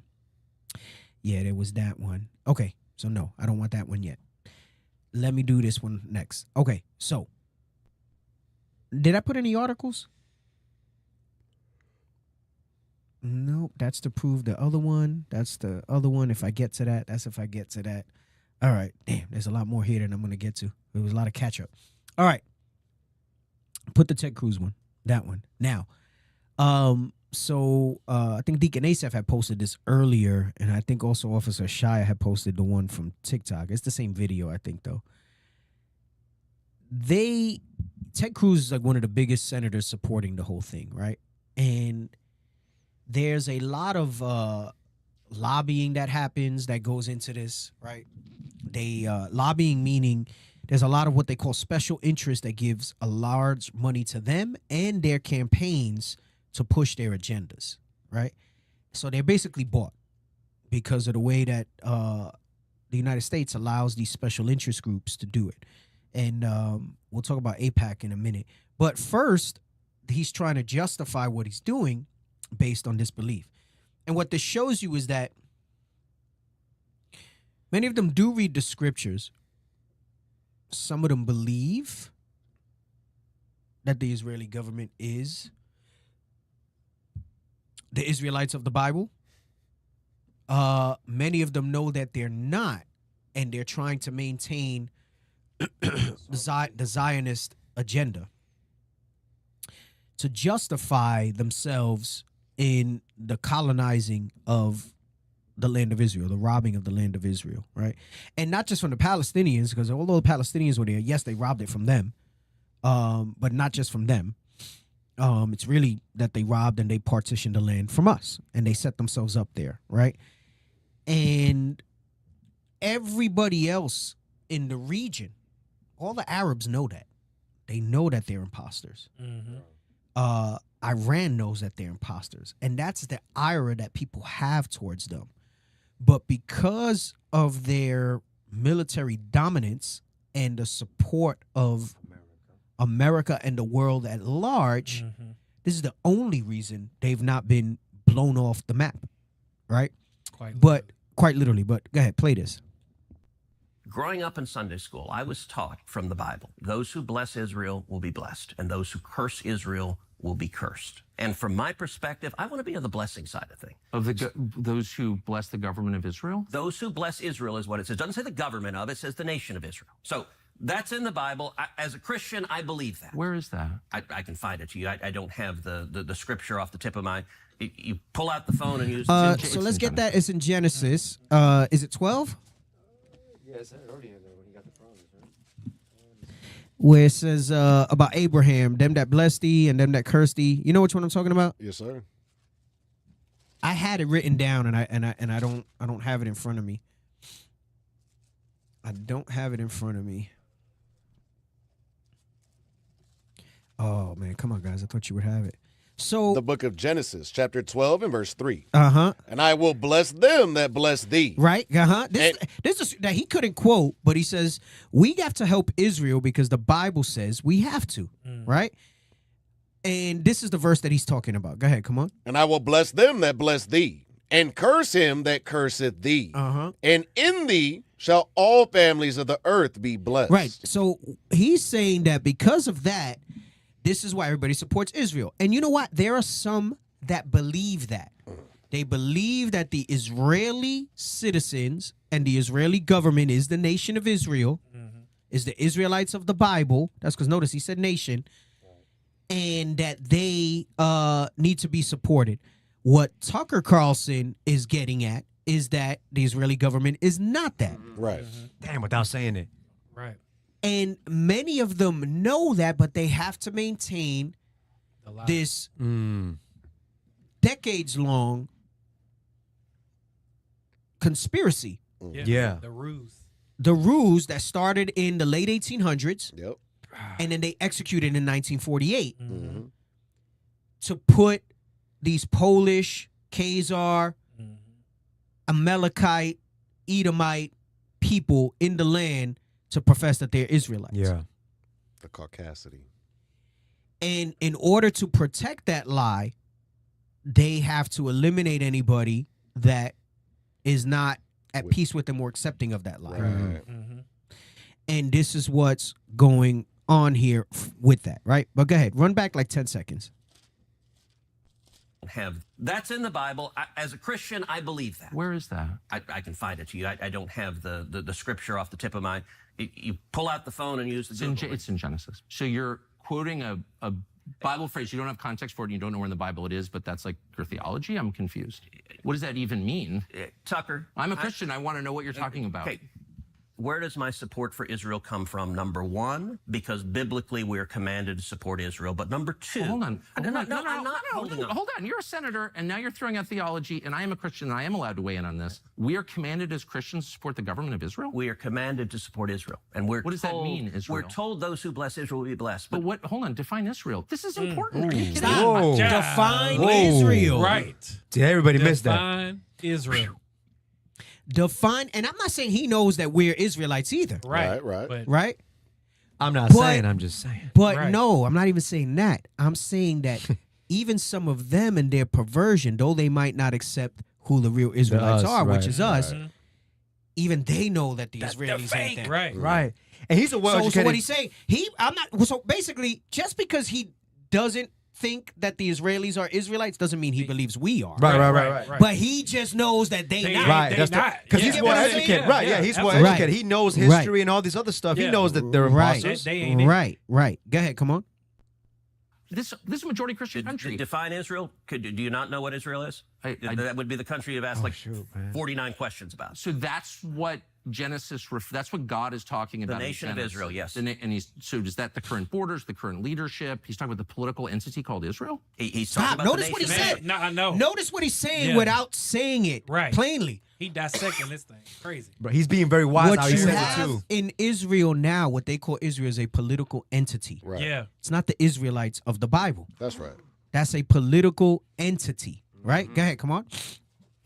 Yet nations exists, and he's discussing a nation. A nation was the people of Israel. Is the nation They're the God's descendants of referring Abraham. to in Genesis, is that the same as the country run by Benjamin Netanyahu right now? Yes. So this is what he's trying to get at, right? This is what he's trying to get at. Now let me get the Candace Owens, and we'll go to the beginning one, right? No, the AIPAC one I'm not going to use yet. The one where he gets on him about AIPAC, I'm not going to use that yet. Get Candace Owens. Let's play from the beginning. At this moment in time, at this moment in history, who God's chosen actually are. And it ain't the Polish Bibi Netanyahu. There's ever been to me any person that I would say most clearly represents the synagogue of Satan. It would be that man. It would be that man. It would be that man. And by the way, I want to say this to you guys because many of you are waking up and you are perhaps on the same journey that I have been on for the last 2 years, looking around and going, what is this? Because I used to be a Zionist because I just never understood really what they were doing. Stop. So I'm going to come back to that where she says, damn, they're freaking listening to it. They took so long to stop it. They're like all enthralled. Right. She said she used to be a Zionist. Right. And we're going to define that. I know we hear that a lot. I know classes have come out about it. But I feel like it's one of those things that has to continually be defined because I think our people don't understand what that really means. Right? I don't think they understand what that really means. And she says she was for that. And in short, but we'll look it up so you see it. It means that you support the movement of the colonization of Palestine that they took over in 1948, right? Balfour Declaration was, I think, 1912.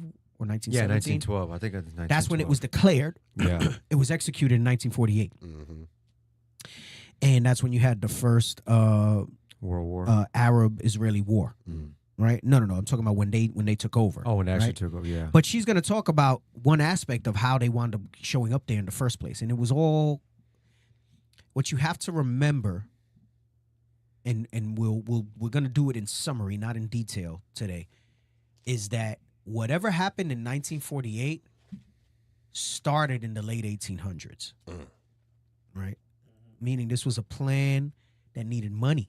It needed backing. It needed support. It needed vision.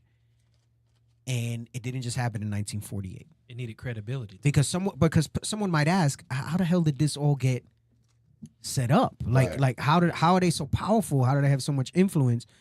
Well, one, they have the world's backing. Yep. And they carefully, I went over that in detail. I forgot what the topic of the class was. I brought out articles and things like that showed who the key founders were, how they put things in place to get financing for it. Yep. So they took all these decades to fund it and everything like that. So to declare something is just to state it. Right. A lot of people talk about the Balfour Declaration, but this started even decades before the Balfour Declaration. You were going to bring something else? Can I read something for you? Well, it depends. I might Psalms have 83? it. Nope, I have that. Okay. I have that for later. I got one for you. What is it? Daniel 11. Daniel 11 about because you mentioned about the vision. Where it goes, they would establish the vision. Go ahead. You can bring that out. Got you. You can bring that out. That one I don't have. Daniel 11 and 14. So mind you, this, like, as Deacon mentioned, this started in the 1800s. Now I remember, and I think about the Balfour Declaration, which was during World War I, but I didn't even know about the 1800. But I figured, obviously, if the Lord prophesied about it, they've been thinking about this thing since way back, right? So read that. The book of Daniel, chapter 11 and verse 14. And in those times there shall many stand up against the king of the south. Now we know that's Ptolemy, but we know also that the prophecies are double, right? Job 11 and 6, right? Go ahead. Also the robbers of thy people. So here we go. The robbers of thy people, that will be Amalecch. That will be Esau, Edom, who is known, or the Israelis are, according to the Bible, Amalecch. So these people, the robbers of our people who stole our people and sold us in captivity and stole our land, right? Go ahead. Shall exalt themselves. They will exalt themselves as us, as the Jews. Go ahead. To establish the vision. And they're going to establish a vision starting from the 1800s, which I don't know much about. Dig, I'm sure you're going to bring that out. As far as taking the land, they've been trying to establish that vision since the time of the Greeks. Right? You read that in 1 Maccabees 3. Hold that real quick. Get that. 1 Maccabees 3:48. Right? They've been trying to do that since then. And that's in a formal sense, because under the Assyrians, they went ahead and they were saying they were Samaritans. So it started from then. So this is a perpetual thing where they've tried to claim us, all foreign nations, right? Which goes back to the Psalms 83 later, because I want to set the stage for something, because we're saying Amalecch, and some people get confused, but Amalecch and Edom are the same. Right. Amalecch and Edom are the same. I'm going to show you that biblically. Amalecch comes from Edom. That's right. All right. Amalecch comes from Esau. All right. From that seed. And we're going to show you the genealogy for that. And as I was researching this to pull my template together, it's amazing to me that Christians will come against us for this type of thing, and apologists and everything else and all types of people. But the Bible scholars know this, because GPT did not rebuttal me when I told them, help me do the genealogy of Amalecch, which comes from Esau. He said, you're right. Edom, Amalecch comes from Edom. And so it won't say that Edom is white people. Right? Like, that's a different context. They won't say it's the Caucasian race at large or anything like that, or that Amalek's the so-called. Oh, it does say that Amalecch is the Jewish, though. But it doesn't say it. No, it doesn't say it that plainly. It doesn't say that it's those white people that are there. Okay. But it knows that that's what is happening there. And it knows that because of the scholars, right? So my point is, I thought that it was going to give me pushback, and it didn't.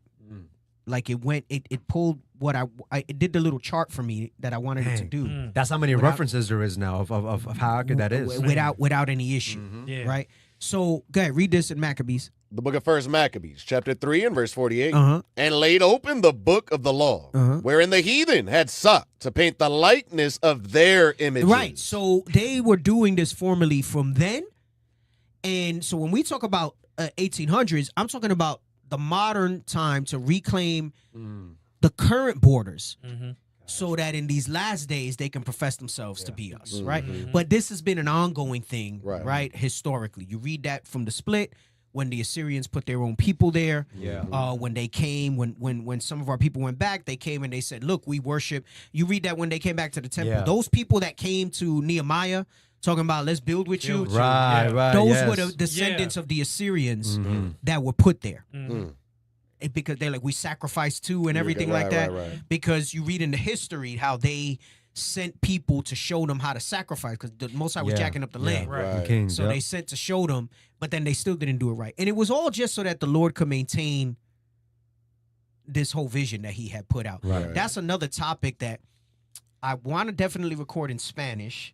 I thought of going over, if I ever did one of the holidays, because it goes with my Hellenism thing, and going through that at Lent. But I don't know. We'll see how that goes. If I ever get it together to do it. There's always, we all have like a lot of things we want to bring out, and sometimes just it's not ready, right? Like it takes a while to pull the thing together. But go ahead, go back and finish your thing. I just wanted to bring that out of Maccabees. Yeah, hey, Deke, and something important that you mentioned in regards to the Assyrians. That's why in other books, the Assyrians, when it mentions the Assyrians, it's actually making reference to Amalecch. Yes. But if you don't understand history, you're not going to know that. Because Amalecch followed suit in the same war methods as Assyria. Sometimes it's not talking about it from descendancy, but it's saying you're moving into characteristics of the Assyrians. Just like America's Babylon. Just like America's Egypt, right? That's like it. that. That's all I had, Deke. They do it in similitude. Okay, so let's go back to Candace real quick. Come on.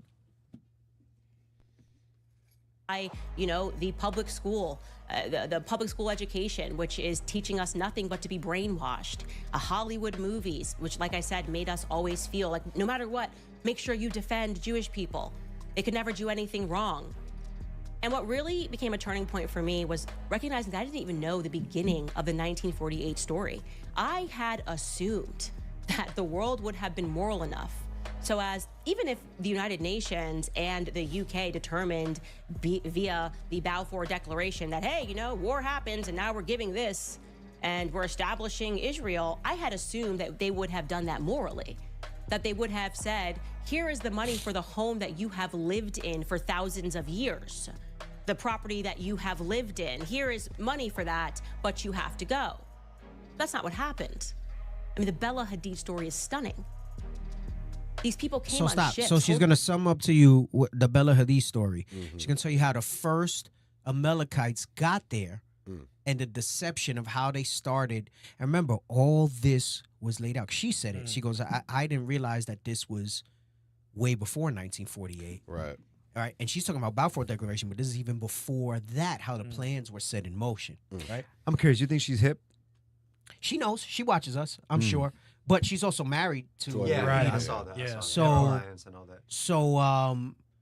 she's not fully there. Right. So she's another one that she's not fully sold on that part. And that's we're not gonna unpack why that might be. I was just curious But But go ahead, come on. Holding up signs about World War II. Stop, saying, run it back a "Please few seconds. Go. That's not what happened. I mean, the Bella Hadid story is stunning. So stop. What she's saying is that she would think that they would pay the people that they were about to displace. Right. Okay, we're going to reposition you because we're going to give this land back to the people that it belongs to. Right. But the money that they raised to invade and take over Israel was not to give some sort of reparation to the people that were there that they were about to kick out. It was to support the wars and the conflict to move these people there. That's like that grape gatherers in Obadiah. Yep. Go ahead. Come on. These people came on ships holding up signs about World War II saying, please, we're refugees, let us into your home. Amalecch, she's and saying. The Palestinians opened their doors to them. This is the story of Muhammad Hadid and Bella Hadid. Yeah, the model, Gigi Hadid. He was an infant. His mother had just given birth. They allowed these refugees, these Polish refugees, to live in their homes as refugees because they wanted to help them following a world war. And then one day, they came back to their houses, and the doors were locked. They came home, the doors were locked, and Stop. guns were... Literally. She's not talking about the doors to the country. Right. And this is what they do to this day. And again, when I did that class, try to look up and remember the topic so people want to look more. I went over this when I did a Sabbath class. I can't remember. It was something about Zionism, if you guys remember. And they do it now, where they'll move into the Gaza Strip and they'll say, I live here now. Yep. I've had a video that I showed in that class where he's like, yo, but I know you. Like, why are you taking? He's like, I have to do it. Like, if I don't take it, somebody else is gonna take it, right? Yep. And this is like now, modern times. This wasn't just in 1948. So what she's saying is that they've been doing that since they got there. And so they came with signs and they came with pity and they let them in. And it sounds like what they do all the time. Yep. Remember, the Indians helped the Pilgrims here, Right. and then they took the land. War was right. That's part of their warfare. Yes, Right. yes, that's how they get them. Words smoother than butter, but war was in their heart. Go ahead. That's it. being held, and they were told, leave right now, or some soldiers are going to come murder you. Do you guys understand? Just go through that in your head. Wherever it is that you live right now in the world, imagine your family has lived on that land for hundreds and hundreds of years. That this has been your home for hundreds of years. And then you say, oh, you know what? The Ukrainian war is happening right now. I feel really bad. I'm going to allow a Ukrainian to live in my house, maybe here in Tennessee, live in my house. And you allow them and you share with them. And you do this out of the kindness of your heart, right? Because you are being taken over, perhaps by the Spirit of Christ and charity. And one day you come back to your house and the doors are locked, and those refugees that you let in are telling you that if you try to open that door, you are going to die. That is how the land was given to them. That is a fact. No one can dispute that. There was no money. There was no trade. There was no conversation. They were effectively hijacked in their own homes. So the entire story of Israel has been immoral, okay? And it has really hinged upon our ignorance. We have all been ignorant, and it's time to stop. Because once you know the truth, now it is your burden to carry, okay? If you are truly ignorant and you support something, as I did, back when I was a Zionist, hitting the ground, talking about Israel, tweeting about Israel and how we must support Israel, then that's okay. That's going to be acceptable, because one day we're all going to have to account before our Creator. I have to hope that that is going to be acceptable, that it was truly ignorance. That's it for now. I know I was going to go through 4 minutes, but all right, now let me just look up the Zionist meaning. Type that, and then also get me Zionism from Wikipedia. All right. No, I want Zionist meaning. Scroll down. Okay, good. All right, let's read that first one.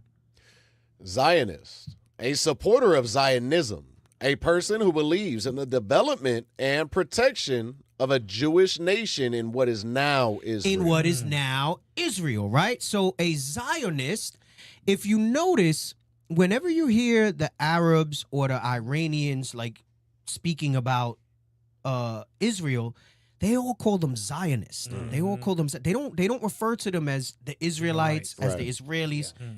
They refer to them as Zionists, right?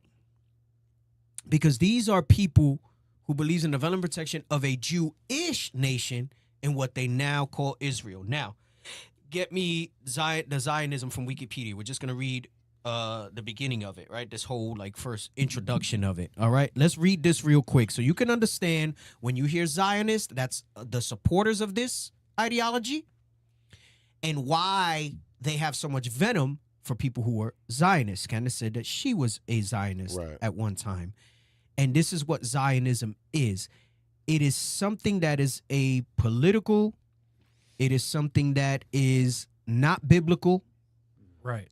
I've gone over this where the Lord says that he will put us back in the land, not all this immoral, evil ways that they did this. Right? Go ahead. Come on. Zionism is an ethnocultural nationalist movement. So stop. Let's look. If you hover over ethnocultural, you just get a little summary of it. Let's read that real quick. Ethnic nationalism, also known as ethno-nationalism, is a form of nationalism wherein the nation and nationality are defined in terms of ethnicity. Right. So deception. Right. It's the deception, right? Just like the original Greeks were black, right? And they coming in and they say that they're the Greeks now, right? Just like we read the Greeks trying to paint their images in our book so they can say, look, we're the Jews now, right? But go ahead, come on. With emphasis. Or that they say they're the Egyptians. Right. And Cleopatra and whatever, right? Go ahead, come on. With emphasis on an ethnocentric approach to various political issues related to a national affirmation of a particular ethnic group. Right. And there's a little more in this where it says that, actually click on it real quick because there's another paragraph after this. Scroll down. All right. Go ahead. Keep reading. From the central? Yep. The central tenet of ethnic nationalists is that nations are defined by a shared heritage, which usually includes a common language, a common faith, and a common ethnic ancestry. Right. They're trying to claim that they're the Israelites that the Bible speaks of, right? Go ahead. Come on. Those of other ethnicities may be classified as second-class citizens. The others of other ethnicities are class. So if you support Zionism, understand that you support this too, meaning everybody's second class to the Israelis, the Amalekites that live there now. So there's no equality that they be trying to push. No, right? Go ahead. Scholars of diaspora studies brought in. All right, that's it. That's all I want to know. Let's go back. Now, go ahead. Read from the top. Zionism. Zionism is an ethnocultural nationalist movement that emerged in Europe in the late 19th century. So if you don't know, whenever you see 19th century, that means the 1800s. Right. Right? So it's January, whatever, 1800 or 1801 or whatever it is up until 1900, right? Damn, so it's saying in the late 19th century, so you're talking about the late 1800s, all right, is when it emerged in Europe. Because that's where they were, because they were Europeans, are Europeans. Right. They are Caucasians. Go ahead, come on. That aim to establish and maintain a national home for the Jewish people, pursued through colonization of Palestine. Go ahead, come on. A region roughly corresponding to the land of Israel in Judaism, with central importance in Jewish history. Come on. Zionists wanted to create a Jewish state in Palestine with as much land as many Jews and as few Palestinian Arabs as possible. So it was always the plan to wipe them out or get them out by any means possible, right? And that Sabbath class, if you guys can look up the title to refer to it at the end for people who want to know more, Theodore Herzl was the founder of that, all right, in 1896 of what is now the modern Zionist movement, right? Yeah. I had shown a video in that class too of an actual rabbi that says we don't there's a lot of us that don't support this guy. This is a doctrine. We believe that God is supposed to bring us in. Now he's off too because he still thinks that he's Israel. Right. But he's obviously saying it's not biblical what they did. Right. He's saying what they did, right? The Zionist replacement conspiracy. I did it in 2 parts, right? That was it. So we'll show it at the end so they can take a look at it, right? But go ahead, go back. Come on. Zionism initially emerged in Central and Eastern Europe as a secular nationalist movement in the late 19th century, in reaction to newer waves of anti-Semitism and in response to the Haskalah, or Jewish Enlightenment. The arrival of Zionist settlers to Palestine during this period is widely seen as the start of the Israeli-Palestinian conflict. The Zionist claim to Palestine was based on the notion that the Jews' historical right to the land outweighed that of the Arabs. Come on. In 1917, the Balfour Declaration established Britain's support for the movement. Right, so I know a lot of people, if you've never heard of it, that's what you rest on. But you have to understand that you're talking about late 1800s, 1880s onward. So what's that, 40 some odd years before the Balfour Declaration, this was set in motion, right? And in those classes that I did in 2 parts, I spoke about how they aligned the financing, they knew the support they had to get, all that stuff, right? Go ahead. What are you doing? Let's go back. Go ahead. So really quickly, so they weren't setting this up for themselves. They were setting this up for their children to come after them. Yes. And wasn't it 3 terms that they had to do to establish a conspiracy? Yes. That you went over in that? Yes, I did go over that too. Right. Well, the three qualifications for it to be a conspiracy. And it met all 3 of them. Yep. Go ahead. Come on. In 1917, the Balfour Declaration established Britain's support for the movement. In 1922, the Mandate for Palestine, governed by Britain, explicitly privileged Jewish settlers over the local Palestinian population. And why did Britain, so you hear Britain, are they just random? Were they the preeminent world power? I mean, they still had a lot of influence at that time. It wasn't until really the United States established themselves firmly after they dropped the atomic bomb in World War II. That's when they became the world power that they are now. But Britain were the first colonizers in that region. So they had a lot of sway in that region, so they had to go through Britain. They basically needed Britain's blessing to do what they wanted to do. It's like the 7 heads. All their hands are in it. Yes. Go ahead, That's come on. Explicitly privileged Jewish settlers over the local Palestinian population. In 1948, the State of Israel was established and the first Arab-Israeli war broke out. Go ahead, come on. During the war, Israel expanded its territory to control over 78% of mandatory Palestine. So they took 78% of it in that first year. Go ahead, come on. As a result of the 1948 Palestinian expulsion and flight, an estimated 160,000 of 870,000 Palestinians in the territory remained, forming a Palestinian minority in Israel. Right. So what? 90%. So what you see that's there now, by and large, are descendants of this 160,000 that was there. Right. Yes, some other people have moved there, other Arabs that are not Palestinians and things like that. But that's what's left there. Go ahead. Come on. The Zionist mainstream has historically included liberal, labor, revolutionist, and revisionist and cultural Zionism. So they broke off into sects on how they felt that it should be executed and what their beliefs were as far as who had what rights within Zionism as itself. So it's a doctrine is what it's telling you. Right. Go ahead, come on. While groups like Brit Shalom and Ihud have been dissident factions within the movement. Meaning they dissent from dealing with it, right? Go ahead, come on. Religious Zionism is a variant of Zionist ideology that brings together secular nationalism and religious conservatism. Advocates of Zionism have viewed it as a national liberation movement for the repatriation of an indigenous people. So they trying to say that they were the indigenous people. Right. Go ahead, come on. Who were subject to persecution and share a national identity through national consciousness to the homeland of their ancestors. Criticism of Zionism often characterizes it as a supremacist, colonialist, racist, or exceptionalist ideology, or as a settler colonialist movement. But notice they're never considered a hate group. They're Right. never considered any of that stuff. Right. And this is one Through of the all that. arguments I've used in, for example, I've had to help on various occasions testify for like child rights. Like we had a sister here that was fighting in court for a certain amount of custody for her child, and they asked me to testify, and the lawyer was trying to come at me with our Hate beliefs, group and all that. and I said that's no different than what Judaism is. Right. And I was explaining that and so on and so forth, and lay down the facts. they were kind of like, oh snap, like it's kind of true, right? Like this is the same thing that they profess.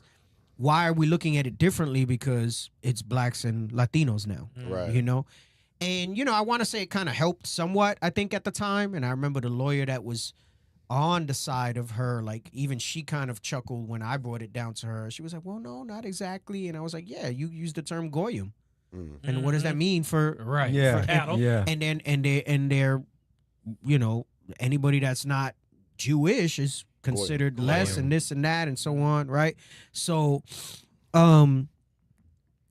they're not on hate group lists. They're not on any of that stuff, right? So this is Zionism, right? And it's basically when they went and they stole the land, Now, this is what you read about in the Bible, where it talks about there's a controversy in Zion, and that controversy really started with the Assyrians, but in modern times you see it manifested in this Zionist movement. Let's get Isaiah 34:8, right? We're gonna jump around. I'm doing this briefly, all right? I'm just gonna hit individual verses because I want to show different aspects of this, right? Because it's late. This is the radio show. I went over this at length in the classes, which will refer to you at the end, should you want to read more about it. And like I said, leadership in general has gone over this stuff a lot. Right. But I'll show you the classes I did on it, as we sometimes do, right? But go ahead. Controversy of Zion, Isaiah 34:8. The book of Isaiah, chapter 34 and verse 8.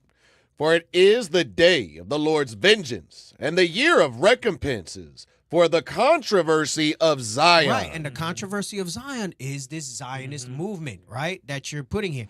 And it's interesting how it's worded this way in the scriptures, right? And they've also pulled it from that, right? They try to say it's Zionism, and they call it this. It's a controversy. Why is it a controversy, right? Because they have taken the land from us, right? They have taken the land from us. Let's get Ezekiel 36:5. Actually, before you get there, get Lamentations 5:2, right? The book of Lamentations, chapter 5 and verse 2. And a lot of times we use this because we use this when they did this here, when they did this to us when we were scattered in Africa as well, right? But go ahead, come on. Verse 2, our inheritance is turned to strangers, our houses to aliens. Right, because really, the Lord is supposed to place us back in Israel, and not those present borders that's there, but Israel in all its glory, right? What they refer to in modern times is the Middle East, right? Which is really Africa, right? It's connected. That's right. Right? What do they call it? The Suez Canal. The Suez Canal, right? That's the only thing that makes it something separate. It's That not real. they made. Right, that they made, right? And then they call it the Middle East, right? So it's all a sham, right? All of that is supposed to be ours over there, right? So a lot of times we read Lamentations 5:2 and we often use it for here, but it really goes into what happened there, right? In that time. Right. Because why? Northern Kingdom was displaced. The Assyrians put themselves there, and our inheritance was turned to strangers, right? Our houses to aliens. Right. But this is prophetic as well. Go ahead, come on. Ezekiel 36:5. The book of Ezekiel, chapter 36 and verse 5. Come on. Therefore, thus saith the Lord of God, surely. The Lord of God? You're all right. You adding words left and right today. My bad. You're supposed to be the superstar reader. No. Come on, Toby. Got him. The book of Ezekiel, chapter 36 and verse 5. Therefore, thus saith the Lord God, surely in the fire of my jealousy have I spoken against the residue of the heathen. Right, and that's what Amalecch is. They're the residue of the heathen. Damn. Go ahead, come on. And against all Idumea. Idumea is Edom. It's the Greek word for Edom, right? And you have to realize that Edom, all right, and I'm going to show you in a little bit, Edom is the progenitor of Amalecch. When we say Edom and Amalecch, right. Edom at large has judgment, and Amalecch in particular. Go ahead, come on. Which have appointed my land into their possession. This is the controversy. They've appointed the land of Israel into their possession. The Idumeans, just letting you know who would be there in these last days. Right. Right? Because think about it in that time. When has this, for a protracted period, been done that way? No, right? No, they attacked us when we were fleeing Egypt. They attacked us when we got kicked out of the land. But it's letting you know that this was prophetic. And what's interesting, again, as I'm doing my research with GPT, and I'm telling him what I'm going to go over, and I'm asking for tables and charts to help me. Oh, he's a he now. Oh, okay. Yeah, I was thinking that. He's a I was he now. like, okay. No, I've been said he's a he. I said Well, Pablo. yeah, his name is Pablo. I said Pablo. Okay, all right. I'll pray. I don't call him that though in the chat. Right. I don't address him. Yeah, you're not weird like that. Yeah. Nah, I'm not weird like that. He be typing, he's a hey Malika. Nah, I stopped that after I got rebuked. Listen, I got rebuked. even GPT was telling me that's not just for then, that is for future prophecy too. So that's why all these apologists that try to come and say that was it and it was one and done. Stop the cap. They full of crap. It's just the hatred that they have for us and us being Israelites that they have an issue with it, right? And the reason I say that, why that's so profound, you say, oh, it's just GPT. That's based on scholarly works. Right. They know in their theology, but they lie and they say no, that was for then. And that's done, and that's this and that. It knows as I was doing my research, and it's reinforcing with me that, yes, this is for prophecy too, right? But go ahead, come on. With the joy of all their heart, with despiteful minds to cast it out for a prey. The spiteful minds is what we read and what Candace was saying, how they went there with deception. Right. And to do all this, right? And to cast it out for a prey, right? Let's get Obadiah 1 and 10. We're going to do 10 and then jump to verse 13. I'm just jumping.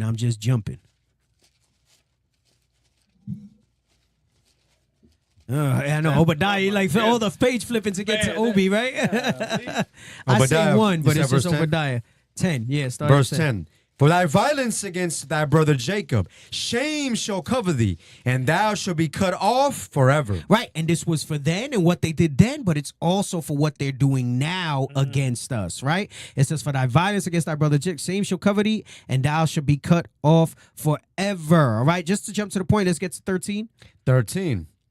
Thou shouldest not have entered into the gates of my people in the day of their calamity. Yea, thou shouldest not have looked on their affliction in the day of their calamity, nor have laid hands on their substance in the day of their calamity. Because when they took over in 1948, what were we dealing with here? Jim Crow, all those other type of things here, right? Even on the Northern Kingdom side, we had the School of the Americas and all the influence that they had going on there, right? So remember, the civil rights movement really didn't culminate in the way we know it into the 60s, right? So we were in calamity during those days, and then they're entering into the gate claiming to be that they're the so-called people of the book moving in that way. Let's go Joel 3 and 2, because I want to go back to some stuff. So we're jumping around. I'm doing it quick to show you some stuff in the scriptures, right? And remember, I want to qualify what I said about Amalecch. Go ahead, come on. 2 and what? 3 and 2. The book of Joel, chapter 3 and verse 2. But I will send a fire upon Moab. Joel 3 and 2. Oh, I'm saying this guy's bugging today. The book of Joel, chapter 3, verse 2. I will also gather all nations and will bring them down into the valley of Jehoshaphat. Right, that's in Israel, what we call the land of Israel. Go ahead, come on. And will plead with them there for my people and for my heritage Israel, whom they have scattered among the nations, and parted my land. And parted my land. They kept us scattered, and they took the land. They parted it amongst themselves. They even literally part of the land with the Suez Right, Canal. the Suez Canal, Yes. 1948. Yes, right. Going even further, right? We're talking about how they said, look, this is the Middle East, right? Now, we spoke about Amalecch in the scripture. Let me go back. There's a video I want to look at. Damn, he put Toby with the slipper again. He's slipping in his slides. He's slipping in his slides. Toby. Let me get, nope, come on. Let me see the videos. What are you doing? I want to see what you have here, right? What we had here. Hold on. Let me see what you got up in the tabs. Let me see what you got up in the tabs. In the tabs that are open already. You had some other videos in the tabs, no? Nope. Candace is done. Oh, yeah. Hold on, go back. Let me see. No, let me see the other one. Let me see if I want to do that one first. Let's click on that one first, right? And read the heading before you play it. The title? Yeah. Number 210. Arab man says that 1948ers are really Khazars and have nothing to do with Palestine. Right. Go ahead. Come on. I will agree with this statement 100%. As the evangelical... Stop. So notice what he's saying, the statement that he's agreeing with. Read that, what it says. No difference when evangelicals killed around 90 million native indigenous in North America. Evangelicals, he's talking about Britain and the pilgrims that came over. Go ahead, come on. To steal their land and use English as a colonist language. He's saying it's no different than what the Zionists did in 1948, right? We were just talking about that earlier. Go ahead, come on. Years did against the native Americans and enforce their religion and enforce their language. This is what happened to the Palestinian by the Rothschild Zionist project. The Rothschild Zionist project have nothing to do with the history of Judah and Samaria. Nobody say we don't have little towns, little cities in Palestine called Judea and Samaria and Palestine. But today's Zionists, what you call the Rothschild Zionists, the Khazar Zionists today, have nothing to do with the history of Palestine. But today's Zionists, what you call the Rothschild Zionists, the Khazar Zionists today, have nothing to do with the history of Palestine. Right. So he's telling you, remember I said earlier, I said, everybody in that region knows that. Right. And this is why they're so infuriated. But they just have to play along because of the powers that be and everything that's set up. But this is why they often refer to them as the Zionist regime and all that other stuff, because they know that they are not, that they are Khazars, right? Historically Khazars or Amalekites, right? Let me get the other one. Yep. Play that one. And that the Bani Israel line, majority dark-skinned. The Bani Israel line,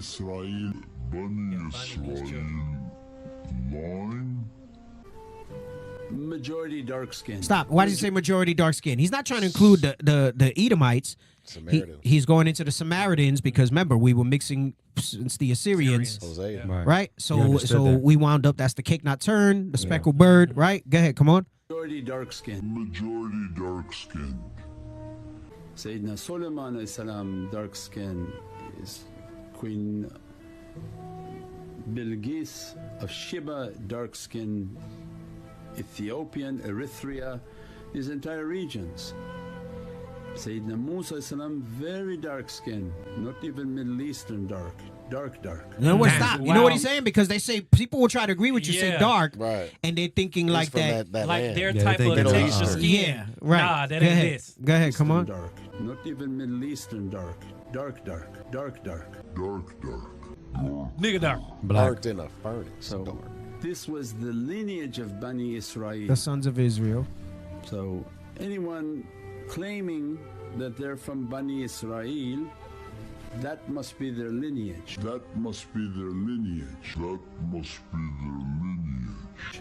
So we don't see that lineage. So don't recognize it. That's questionable to what tribe they belong. Damn. It's questionable to what tribe they belong. That's why we bring out the true image of Christ. We bring out that our people were dark skinned. Of course, you know, we mixed amongst the people, but we show these things because they're important. Right, and he understands that. Yep. That's why they try to whitewash everything. These Edomites. Yep. Damn, I got a lot I'm cutting out. Let's get the lineage of Amalecch. All right, let's get Genesis 36:1. All right. So show you how you're going to find it without going through everything. We're going to jump, right? We're going to start at Genesis 36 because Amalecch is Edom. That's right. Yes. Amalecch is Edom, right? Okay, yeah. Before we do that, actually have this up as we go over this. Well, no, we'll do this first. So we have the genealogy of Shem, right? And you have all this here: Elam, Ashur, Arphaxad, Lum, right? Eber, right? And then you go down and it shows you all the different. So all these nations are Shem. For people who say we're anti-Semitic, Right. Stop right? the cap. That's not just going against Esau and Edom, right? Because from Abraham you got Isaac and Jacob and Esau, and that's Shemitic lineage as well, right? You got Joktan, and look at all these nations, right? Ishmael, right? So you're anti-Semitic when you're anti-Arab as well. Right. But go all the way down at the bottom, you see Abraham, you see Isaac, Jacob, you see Esau, and then you see the Edomites, right? Esau was the progenitor of the Edomites. That's what you need to know as we read Genesis 36, right? As you read Genesis 36. Let's go. Genesis 36, read 1, and then we're going to do 4, 12, and 16. The book of Genesis, chapter 36 and verse 1. Now these are the generations of Esau, who is Edom. Who is Edom? Who is Edom, right? Letting you know Esau is Edom. All right, jump to verse 4. Verse 4. And Adah bare to Esau Eliphaz, and Bashemath bare Ruel. Right, so we're looking at Eliphaz and Reshuel. But the point that we want is Eliphaz, right? Now, from Eliphaz, go to verse 12. Verse 12. And Timnah was concubine to Eliphaz, Esau's son. Eliphaz was Esau's son, right? And Timnah was the concubine. Come on. And she bare to Eliphaz Amalecch. Right. So Eliphaz is Esau's son. With Timnah, she bare to him Amalecch. It's in the line of Esau of Edomites, right? So there, when people say, "Oh, but if you say Edom's all the white people, then what's the difference?" Because even the freaking Bible broke it down that way. Right. So Deke, when it what's that, Zephaniah, when he say a bastard shall dwell in Ashdod, or Zechariah, you know what I'm talking about? Yes. He literally was a bastard. Yes. Damn. Yes. Right. Right. So now read that again. And Timnah was concubine to Eliphaz, Esau's son. And she bare to Eliphaz Amalecch. These are the sons of Adah, Esau's wife. Right. Now jump to verse 16. Verse 16. Duke Korah, Duke Gatham, and Duke Amalecch. These are the dukes that came of Eliphaz in the land of Edom. Right. Now, why is that important and why do I want to go there? Meaning, when you look at him as being a duke, that means he established a nation and a lineage. Right. That's why Amalecch is mentioned that way. So though they descend from Esau, he made his own thing, just like Ishmael became his own nations, right? Just like Jacob became the 12 tribes of Israel as a nation, right? So he was significant enough that, so the ones that were dukes, they were significant enough that they basically created their own nation. They basically founded like their own tribe or nation. Pedigree. Right. It was their own pedigree that they went through, right? Now, let me get First Chronicles 1. First Chronicles 1. Let me look at this. First Chronicle 1. And start at 35. And then I think I put up one that I made. If you could put it up, I posted the picture while we're talking about this lineage, right? Okay, so here's that lineage, right? You got Abraham, Isaac, and Jacob, right? Abraham and Isaac. You got Jacob and Esau, right? So it says Abraham should have had Isaac here, but Esau is Edom. Then you got Eliphaz, right? Timnah was the concubine, and then you get Amalecch, right? Now we're going to read 1 Chronicles 1, 35, and 36. Come on. The book of 1 Chronicles, chapter 1 and verse 35. The sons of Esau, Eliphaz, Ruel, and Jeush, and Jalim, and Korah. The sons of Eliphaz, Teman, and Omar, and Zephi, and Gatam, and Kenaz, and Timnah, and Amalecch. And Amalecch, so he's mentioned with his own lineage, right? He's mentioned with his own lineage so that you can see that Amalecch is the so-called Jewish people, right? That's that Herodian dynasty of what you call modern Jews today, that all modern Jews today descend from the Herodians, right? From Herod, and they were not, right? We've gone over that again, just for the sake of time. I don't have all that to go into on here, right? In dealing with that. Damn, there was some more I wanted to go over. Let me see what I got here. Now, by extension, there's curses on Amalecch too, right? His own curses. Right. He has his own curses, right? So first, let's go to the history with Amalecch. Let's get Exodus 17 and 8. Let's get Exodus 17 and 8. But by extension, all the curses. So Amalecch is named with his own curses, Right. Right. but he falls under Edom. So he get them too. So Right, he right, get right. all of those two refer to him as well. Understand that. Understand that. Exodus 17. Let's start at 8. We're going to read 8 to 13. The book of Exodus, chapter 17 and verse 8. Then came Amalecch and fought with Israel in Rephidim. And Moses said unto Joshua, choose us out men and go out, fight with Amalecch. Tomorrow I will stand on the top of the hill with the rod of God in mine hand. So Joshua did as Moses had said to him and fought with Amalecch. And Moses, Aaron, and Hur went up to the top of the hill. And it came to pass, when Moses held up his hand, that Israel prevailed. And when he let down his hand, Amalecch prevailed. But Moses' hands were heavy, and he took a stone and put it under him, and he sat thereon. And Aaron and Hur stayed up his hands, the one on the one side, and the other on the other side. And his hands were steady until the going down of the sun. And Joshua discomfited Amalecch and his people with the edge of the sword. Right. So they discomforted Amalecch with the edge of the sword. From right? going in. Right. With the edge of the sword. Go ahead. Keep reading. Verse 14. And the Lord said unto Moses, write this for a memorial in a book, and rehearse it in the ears of Joshua. For I will utterly put out the remembrance of Amalecch from under heaven. That's the same curse that Esau has applied to him. That's heavy. That there'll be no remembrance of them under heaven. Right? What are we going to say? That ties into the confederacy they tried to do to us. Right. Yeah. And after we finish these verses, then we can go to, well, not yet. I got a few more. Then we're going to go to Psalms 83 because it mentions Edom and Amalecch being confederate against us, right? This is part of it. And Psalms 83 shows you an iteration that it was prophetic for the Balfour Declaration also, because all those nations were confederate as well with it, 1%. right? Because listen, whether you were on board with it intentionally or you don't fight against it, You're still on board with it. you're still on board with it. Right. Right? Are you going to 16? Yes. Okay. Go ahead, come on. Verse 16, for he said, because the Lord hath sworn that the Lord will have war with Amalecch from generation to generation. From generation to generation, he has aught with Perpetual Amalecch, hatred. right? Perpetual hatred. And then I against was him. thinking about 2 Judges 6 and 9, where it says that the hand on the heel, and then the nations in betwixt. So he has said this all the way back here. That's heavy. Same That's stuff, but that was heavy. Edom. That's Esau. heavy. Yeah. Let's get that. Now that you mention it, because some people don't know what you're talking about. Right. So now you gotta bring it out. Now you gotta bring it out. That's a great precept for that. That's a great precept for that. Go ahead, come on. The book of 2nd Ezra, chapter 6 and verse 9.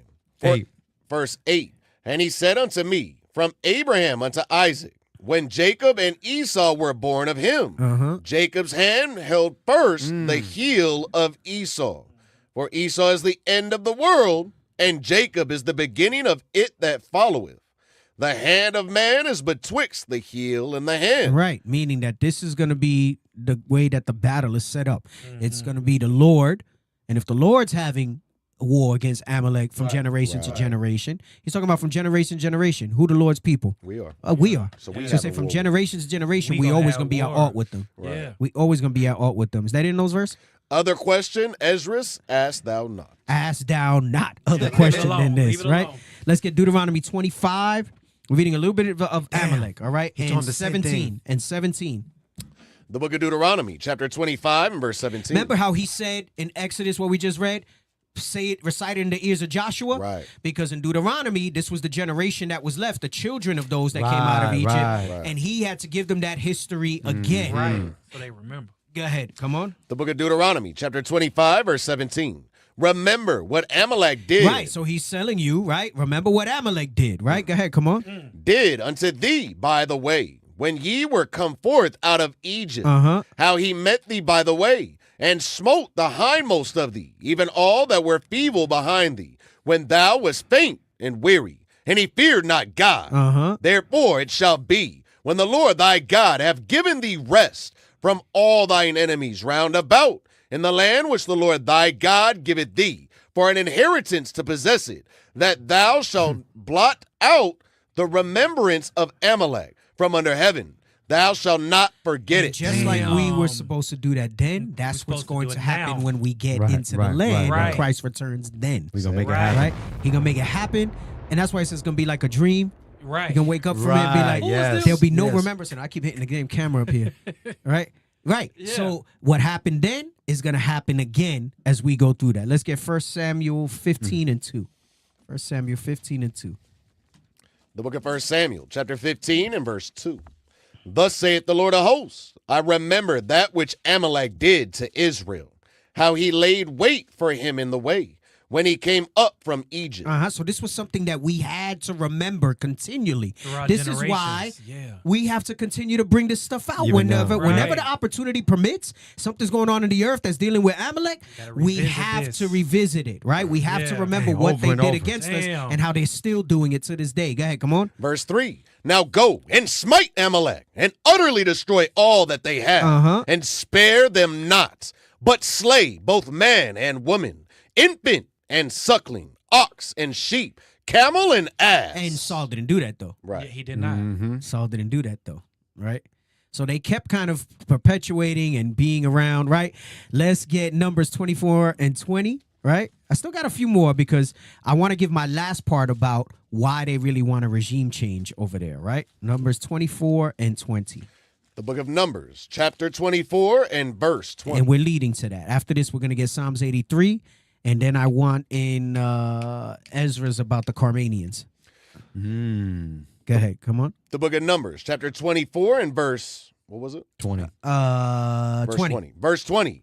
And when he looked on Amalecch, he took up his parable and said, Amalecch was the first of the nations, but his latter end shall be that he perish forever. When he says first of the nations, there's a little letter next to mine. It says the first of the nations that warred against Israel.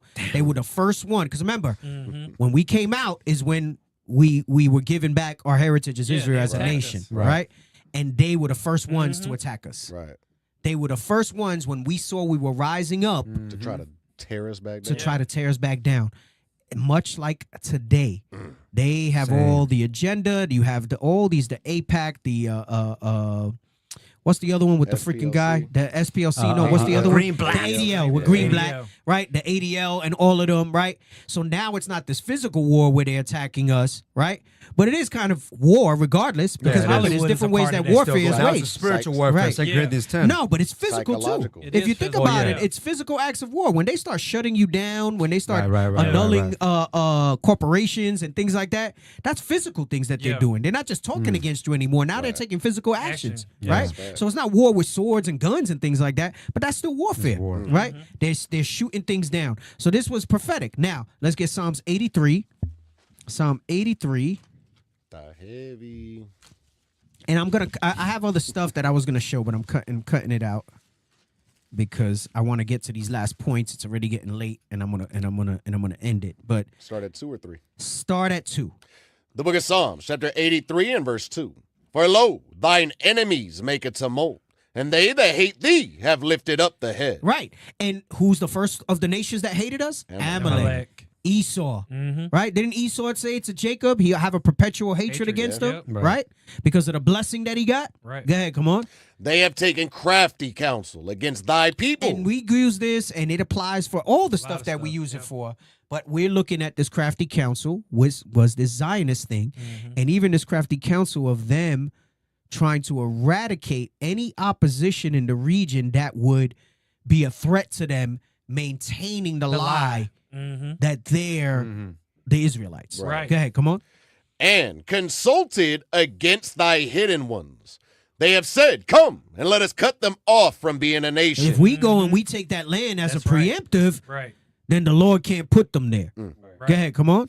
That the name of Israel may be no more in remembrance. And if we say that we're Israel, that's the same effect that the real Israelites is no more in remembrance. And right? and over time, other people will forget. And other people will forget, and other people will embrace that we Right. are them. Them that say they are Jews and are not, but do lie. Which was specifically talking about Herod and the Herodians, which they are the descendants of today. Right. Go ahead, come on.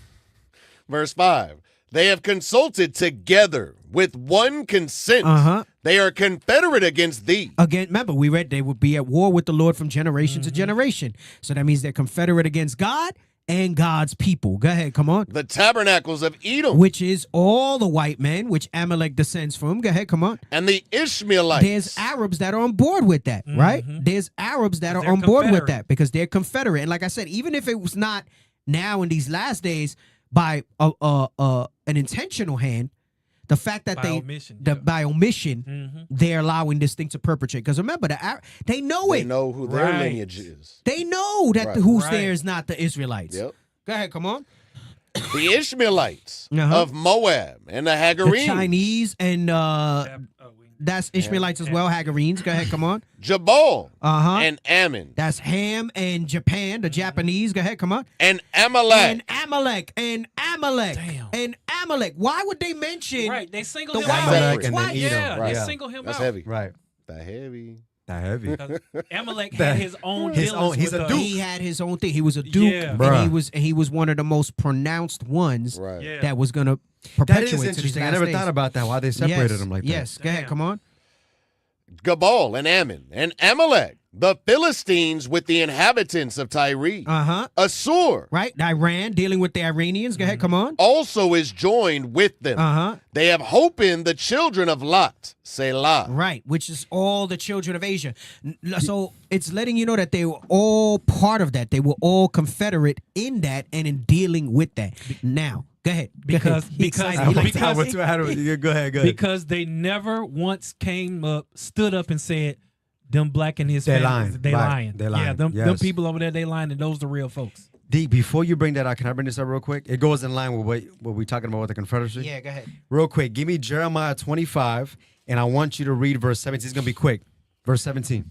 The book of Jeremiah, chapter 25 and verse 17. So keep in mind the Confederacy, the Psalms 83, and even the Joel 3 and 2 about the controversy or the land and all that. Read that. Then took I the cup at the Lord's hand and made all the nations to drink. So this is going into the wrath of the Lord. All nations will drink of this, right? Watch this. Unto whom the Lord had sent me. Now give me 20. Verse 20.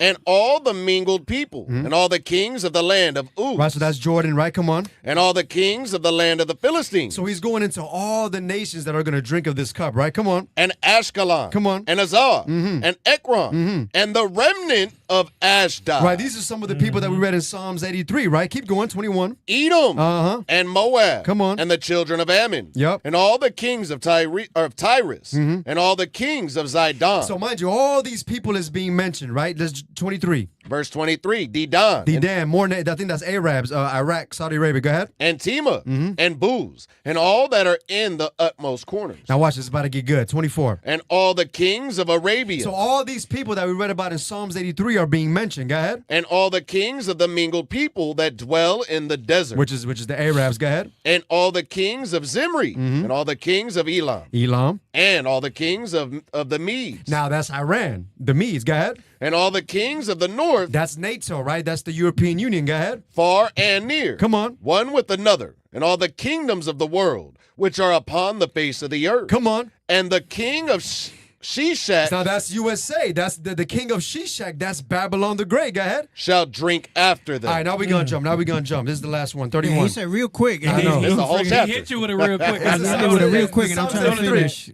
31. That's the last one. 31. Verse 31. Because it's gonna sum it up. Oh, not a real quick. No, it wasn't. I'm sorry. Real quick. A noise shall come even to the ends of the earth. Here's the point. For the Lord hath a controversy with the nations. Right, going back to that Psalms 83. The controversy is the controversy of Zion, who are God's chosen people. Go ahead. He will plead with all flesh. He will give them that are wicked to the sword, saith the Lord. Right, so I wanted to show how all the nations were mentioned, like the ones in Psalms 83. And this is all in sum because of the controversy of Zion, who God's chosen people are. Right. Now, I wish I had the video because this is what prompted me to think about it when I saw Netanyahu saying some stuff. but I don't, so I'll just sum it up. So he says that it's about the nuke, but we established that the nuke is bullshit. It's probably a fluke. Right? The nuke is probably a fluke. The nuke is a fluke, right? For now. For now. Right? What I surmise, and this is what I was telling the brothers, he really wants regime change, right? Because remember, we just read about the Confederacy. Right. And remember, I said there's some, like Ted Cruz, who probably ignorantly believes that the Israelis are the Israelites, right? And then there's others, like Netanyahu, that know for a fact that they're not. Right. Which means they also know this prophecy that we're about to read. And what he's really trying to do is stave off prophecy. He's not just trying to stop a nuke for the sake of the world. Right. He figures if he can eliminate the Carmanians as they're presently structured, then this prophecy won't come to pass and they'll maintain their dominance. Try to do some Final Destination stuff. Man. Yes, but that's their pomp that they think that they can go against God in these things. Right? So it's let's get 2nd Ezra 15. 33 years. And let's just start at 28. The book of 2nd Ezra, chapter 15 and verse 28.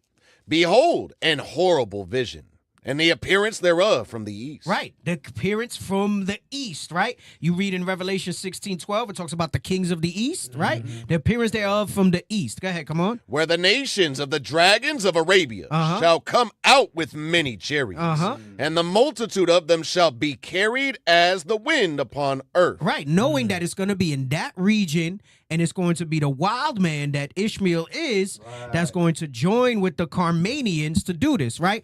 Now, don't get it twisted. The Iranian, not all of them are Arabs, right? They're mixed a little bit because of the region, but they're not all Arabs. Some of them are, remember I said it's Assur, like Assyrians, which goes into Persia. It goes into Persia, right? Damn. So, thank you. Look, no, but I don't want that. Just do the question. Put who are the Carmanians today in Google, because it gives the little AI overview summary and we keep it quick, right? But wait, don't show it yet because we didn't get to the verse with the Carmanians. Go ahead, come on. Where the nations of the dragons of Arabia shall come out with many chariots, and the multitude of them shall be carried as the wind upon earth, that all they which hear them may fear and tremble. Come on. Also, the Carmanians. Notice it said the nations of the Arabs, and then it says also the Carmanians. Also the Carmanians. That is Iran, and scholars know that. And if scholars know that, then Bibi knows that. Oh, he knows. And all those people know that. And what they're really trying to stop is this prophecy.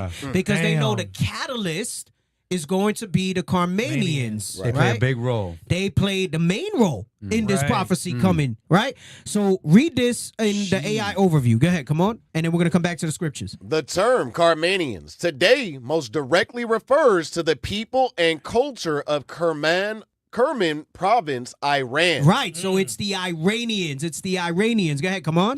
Kerman in southeastern Iran is the modern day equivalent of the ancient region of Carmania. The inhabitants of Kerman are predominantly Persian and Muslim. Like we're reading here, the Arabs and also the Carmanians. Go ahead, come on. With a smaller Zoroastrian minority. Right, so ancient Carmania was what? Let's read that. In antiquity, Carmania was a fertile province of Persia situated on the northern shore of the Persian Gulf. Modern day Kerman. Modern day, come on. Now, let's go back to the scriptures. Let's read verse 30 again. The book of 2nd Ezra, chapter 15 and verse 30. Also, the Carmanians, raging in wrath. The Iranians, raging in wrath, will join the Arabs. Go ahead, come on. Shall go forth as the wild boars of the wood, and with great power. With a nuke, with a nuke, which is coming. It is coming. But it's not yet. So this is why. This is why he wants the regime change. 33 years ago, he was pushing this. He's trying because he knows this prophecy. Why? It's not really about the nuke. It's about the regime it's about the change. It's about what comes after the nuke. It's what comes after the nuke. So he's not just trying to derail the nuke. He's saying if I can put somebody else in power there, we can slow it down. Buy more time. Right, but he don't realize that the whole thing could destabilize again. This is what it means with regime change. They want to put somebody that's more favorable to them in there. Right. And what they don't really realize is that's just buying them more time. In their pomp, they think that they're going to change this prophecy. Right. Just buying them more time. Damn. Can I point something out? Go ahead. When we were talking in the chat earlier in the week, you mentioned a couple things in your voice note, but at the end of the day, it's like they are trying to make their decisions based off the word of God. Mm-hmm. And they don't even realize they're literally playing into the Lord's hand the entire as time. it's being written, right. they're writing themselves into it at that time. As they're doing yes. it. Even with the fact of earlier, you brought out the Psalms 83, that our name should be no more in remembrance. It ties all the way back into Genesis. Everything lined up from the beginning. Right. On what plan they were going to take in order to try to do all of this. Exactly. And then going back to how they would destroy themselves because they're the ones pushing this, thinking they're going to change prophecy, but it's only pushing their destruction. Right. Right. Deacon, can I get one scripture real quick? Yeah, go ahead. Get Hebrews 11:3. This is one of my favorite scripts, but it's heavy because when you think about this, whether they acknowledge they believe in the Bible or not, or they accept it, they know it to be true and they know it has power and validity. Read that. The book of Hebrews, chapter 11, verse 3. Read. Through faith. Through faith, right? Read. We understand that the worlds. We understand, the Israelites understand that the world, our world, as well as their world, read. Were framed by the word of God. Whether they believe the end prophecy to come to true or not, shall their faith and unbelief make the word of God without effect? It's not going to happen. They're making moves and decisions based off the word of God. Read. So that things which are seen. Right, like the nukes and everything else as far as the regime and the replacement and everything they're doing. Things that are seen. Read. Were not made of things which do appear. Because this all was written by God thousands of years ago. And you can't stop it. Bruh, that's heavy, man. It's happening. Let's go back to where we were, 2nd Ezra 15 and 30 again. The book of 2nd Ezra, chapter 15 and verse 30. Also the Carmanians, raging in wrath, shall go forth as the wild boars of the wood, and with great power. That's the nuke. Go ahead, come on. Shall they come and join battle with them. They're going to join battle with the Arabians. Go ahead, come on. And shall waste a portion of the land of the Assyrians. Right, meaning what? Some of that is going to be destroyed. They said a portion of them. But go ahead, come on. And then shall the dragons have the upper hand, remembering their nature. Yikes. And if they shall turn themselves, conspiring together in great power to persecute them. That's the key. They all have to unite in the region. That's right. And conspire, right? And conspire together. Go ahead, come on. Then these shall be troubled and keep silence through their power and shall flee. And from the land of the Assyrians shall the enemy besiege them and consume some of them. And in their host shall be fear and dread and strife among their kings. And the reason why it's some of them is because remember, one, a remnant of them has to fight against Christ, right? If Christ and the angels, and remember the honor that all the saints have. Right? Yeah. We have to go in and we go in and get some get back and clean up and clean up. So he understands this prophecy, but what he don't realize in trying to stop this prophecy, he's going to fulfill this other prophecy. Let's get Jeremiah 49 and 20. The book of Jeremiah, chapter 49 and verse 20. Therefore, hear the counsel of the Lord, that he hath taken against Edom. Against Edom, and this particular reference is going into NATO, all the other Edomite countries. Go ahead, come on. And his purpose is that he hath purposed against the inhabitants of Teman. He's talking, again, similitude about the United States of America. Go ahead, come on. Surely the least of the flock. The Israelis, go ahead, come on. Shall because they're of the same flock of Edom, like we brought out with the genealogy. Go ahead, come on. Shall draw them out. He's going to draw them out. Go ahead, come on. Surely he shall make their habitations desolate with them. Here he will make their habitations desolate with them, like we just read in this prophecy, right? And that's what's going to come to pass, that's what's going to be fulfilled. One more, Jeremiah 50 and 45. The book of Jeremiah says basically repeating the same thing in a different way.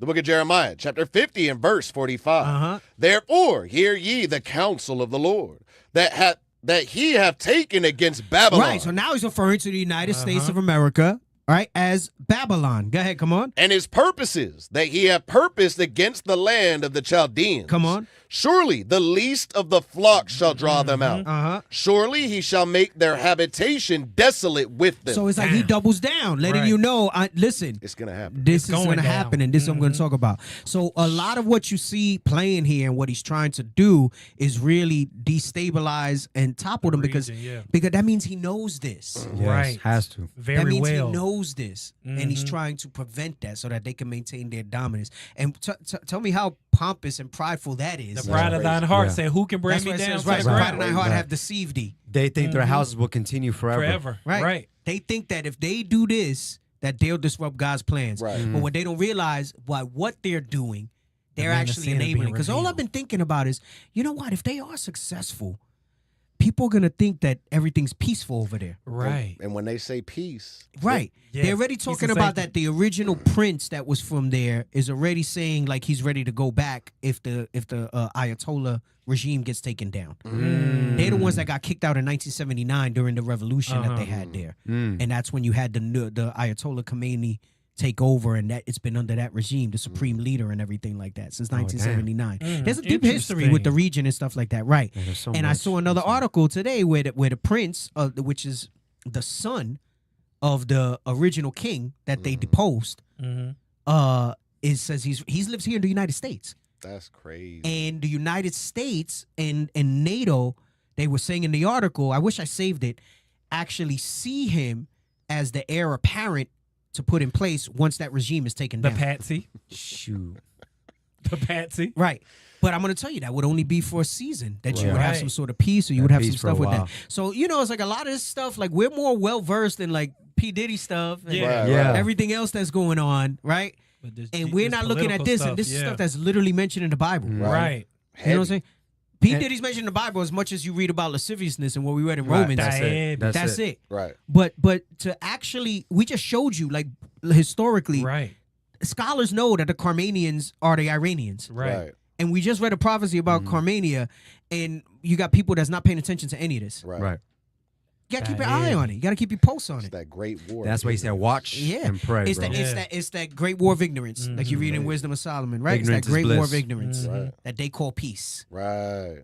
That they call And peace. the war of ignorance is bliss. Yeah, the war of damn it. ignorance is bliss. I wonder if you know how Assyria teamed up with the Medes to take down Babylon? Uh-huh. What is that? No. Babylon teamed up with the Medes to take down Assyria, and then the Medes teamed up with Persia to take down. I wonder if do the Medes just have like this? They're always a team up nation to take down other nations, right? Yeah. Is there a connection there? Because the Medes is the All Iranians. of it has something. If you You know look what I at mean? it. It's just right. I'm just you know, yeah, that's crazy. Yep. Hey, that's the show. Man. I know we went plus. I some wasn't good attending stuff, to man. it, It was but we had to needed. catch up. We did. We had to catch And there was a up. lot more. And then we went a little bit with the first discussion about the body count. Yeah. Oh yeah. It was a good flow. And the Catholic We're gonna story. leave. Forgetting those We things had which to- are we had to behind. remember that. yeah. We had to remember that. Yeah. You were dying, bro. Yeah, They started dying when I started to tell my Small story. world. Small He world. said, Yeah. snap. I Yeah, didn't it even was get the over whole with. thing out. I said, I was a like, "Where's he Catholic going?" school. He said, oh, shit. I thought he was serious at It first. was over. It was over. He said. bro. Hey, are we going to do the QR code thing first, or we're going to show them the classes first where they could get more info on the Zionism? We can show this real quick because we got the other stuff in the background. Okay, all right. So, we could probably post the links in the chat too. It was a two-parter I did. I don't remember 2 years ago. So it was about 2 years ago. The Zionist replacement conspiracy. All right, and I went over in much more detail what I did today in summation. You were a lot bigger then. I was a lot bigger Look than- at your yeah, face. I know my face was Yeah. choked up, Chunky, right? yeah. And I hate that picture on the second. Oh, you got one. the you got that Right. one. The They, second well, I one don't know looked why like- they did you like that. that That's second one crazy. looked like So you it's gotta on take in a the crap. classroom. If you guys, when we move on, could post the links Crazy. to them in the chat. All right, so that if you guys want to check out more, take your time and go into like the history of the Zionist thing and the conspiracy theory part and all of that. I think it was very informative. All right, you'll be able to see some more information on that. All right, take it away, Mini Me. Let's go. You didn't push the buttons that much. Push your button. Push the button. Go I'm ahead. tired, man. I'm sleeping. I push it. Can you put up the thing? See, the TV's not working, so I don't have nothing to reference to. You got it right here. What are you talking No, about? he Come didn't. on, no, come it's on. not popped up. Oh, he didn't. There put we it? go. There we go. Okay. There we go. All right. So as you know, we are seeking your assistance to enhance our national broadcast. Kindly spare a minute to provide feedback by answering 5 brief questions. Scan the QR code. Let us know how we did. Let us know how the broadcast team did. And you know the what to do. buttons. And the buttons. How'd the buttons go? And let us know how the buttons did. Go ahead. I think it was enough button. Need Here we more go. Here we go. cowbell. Here we go. So this is what we want right here. This is the social media platforms that we have all throughout social media. We got TikTok, Instagram, as you know, Facebook. This is for the IUIC Phoenix. Now, how many followers do we got on YouTube right now? What we looking like? We should be close, right? Yes, we maybe a little less than 200 away, give or take. So as you heard, we less than 200 away from 30K. Milestone.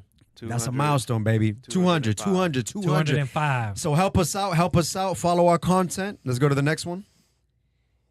And you know what it is, y'all. You know, we've been talking about this. We've been going into... Listen, this great information has to go out through all the four corners of the earth. Now, mind you, this information, if you tell this to a Chilean, you tell this to an Argentinian, a Peruvian, this right here will blow their mind. They're not hearing this kind of stuff. You understand? The teachers...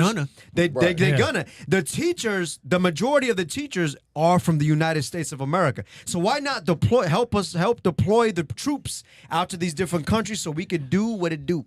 Hey, and through our social media efforts and campaigns, you know exactly where your Booster Club donations are going. Right. It's going to further the work all through the earth. That's it.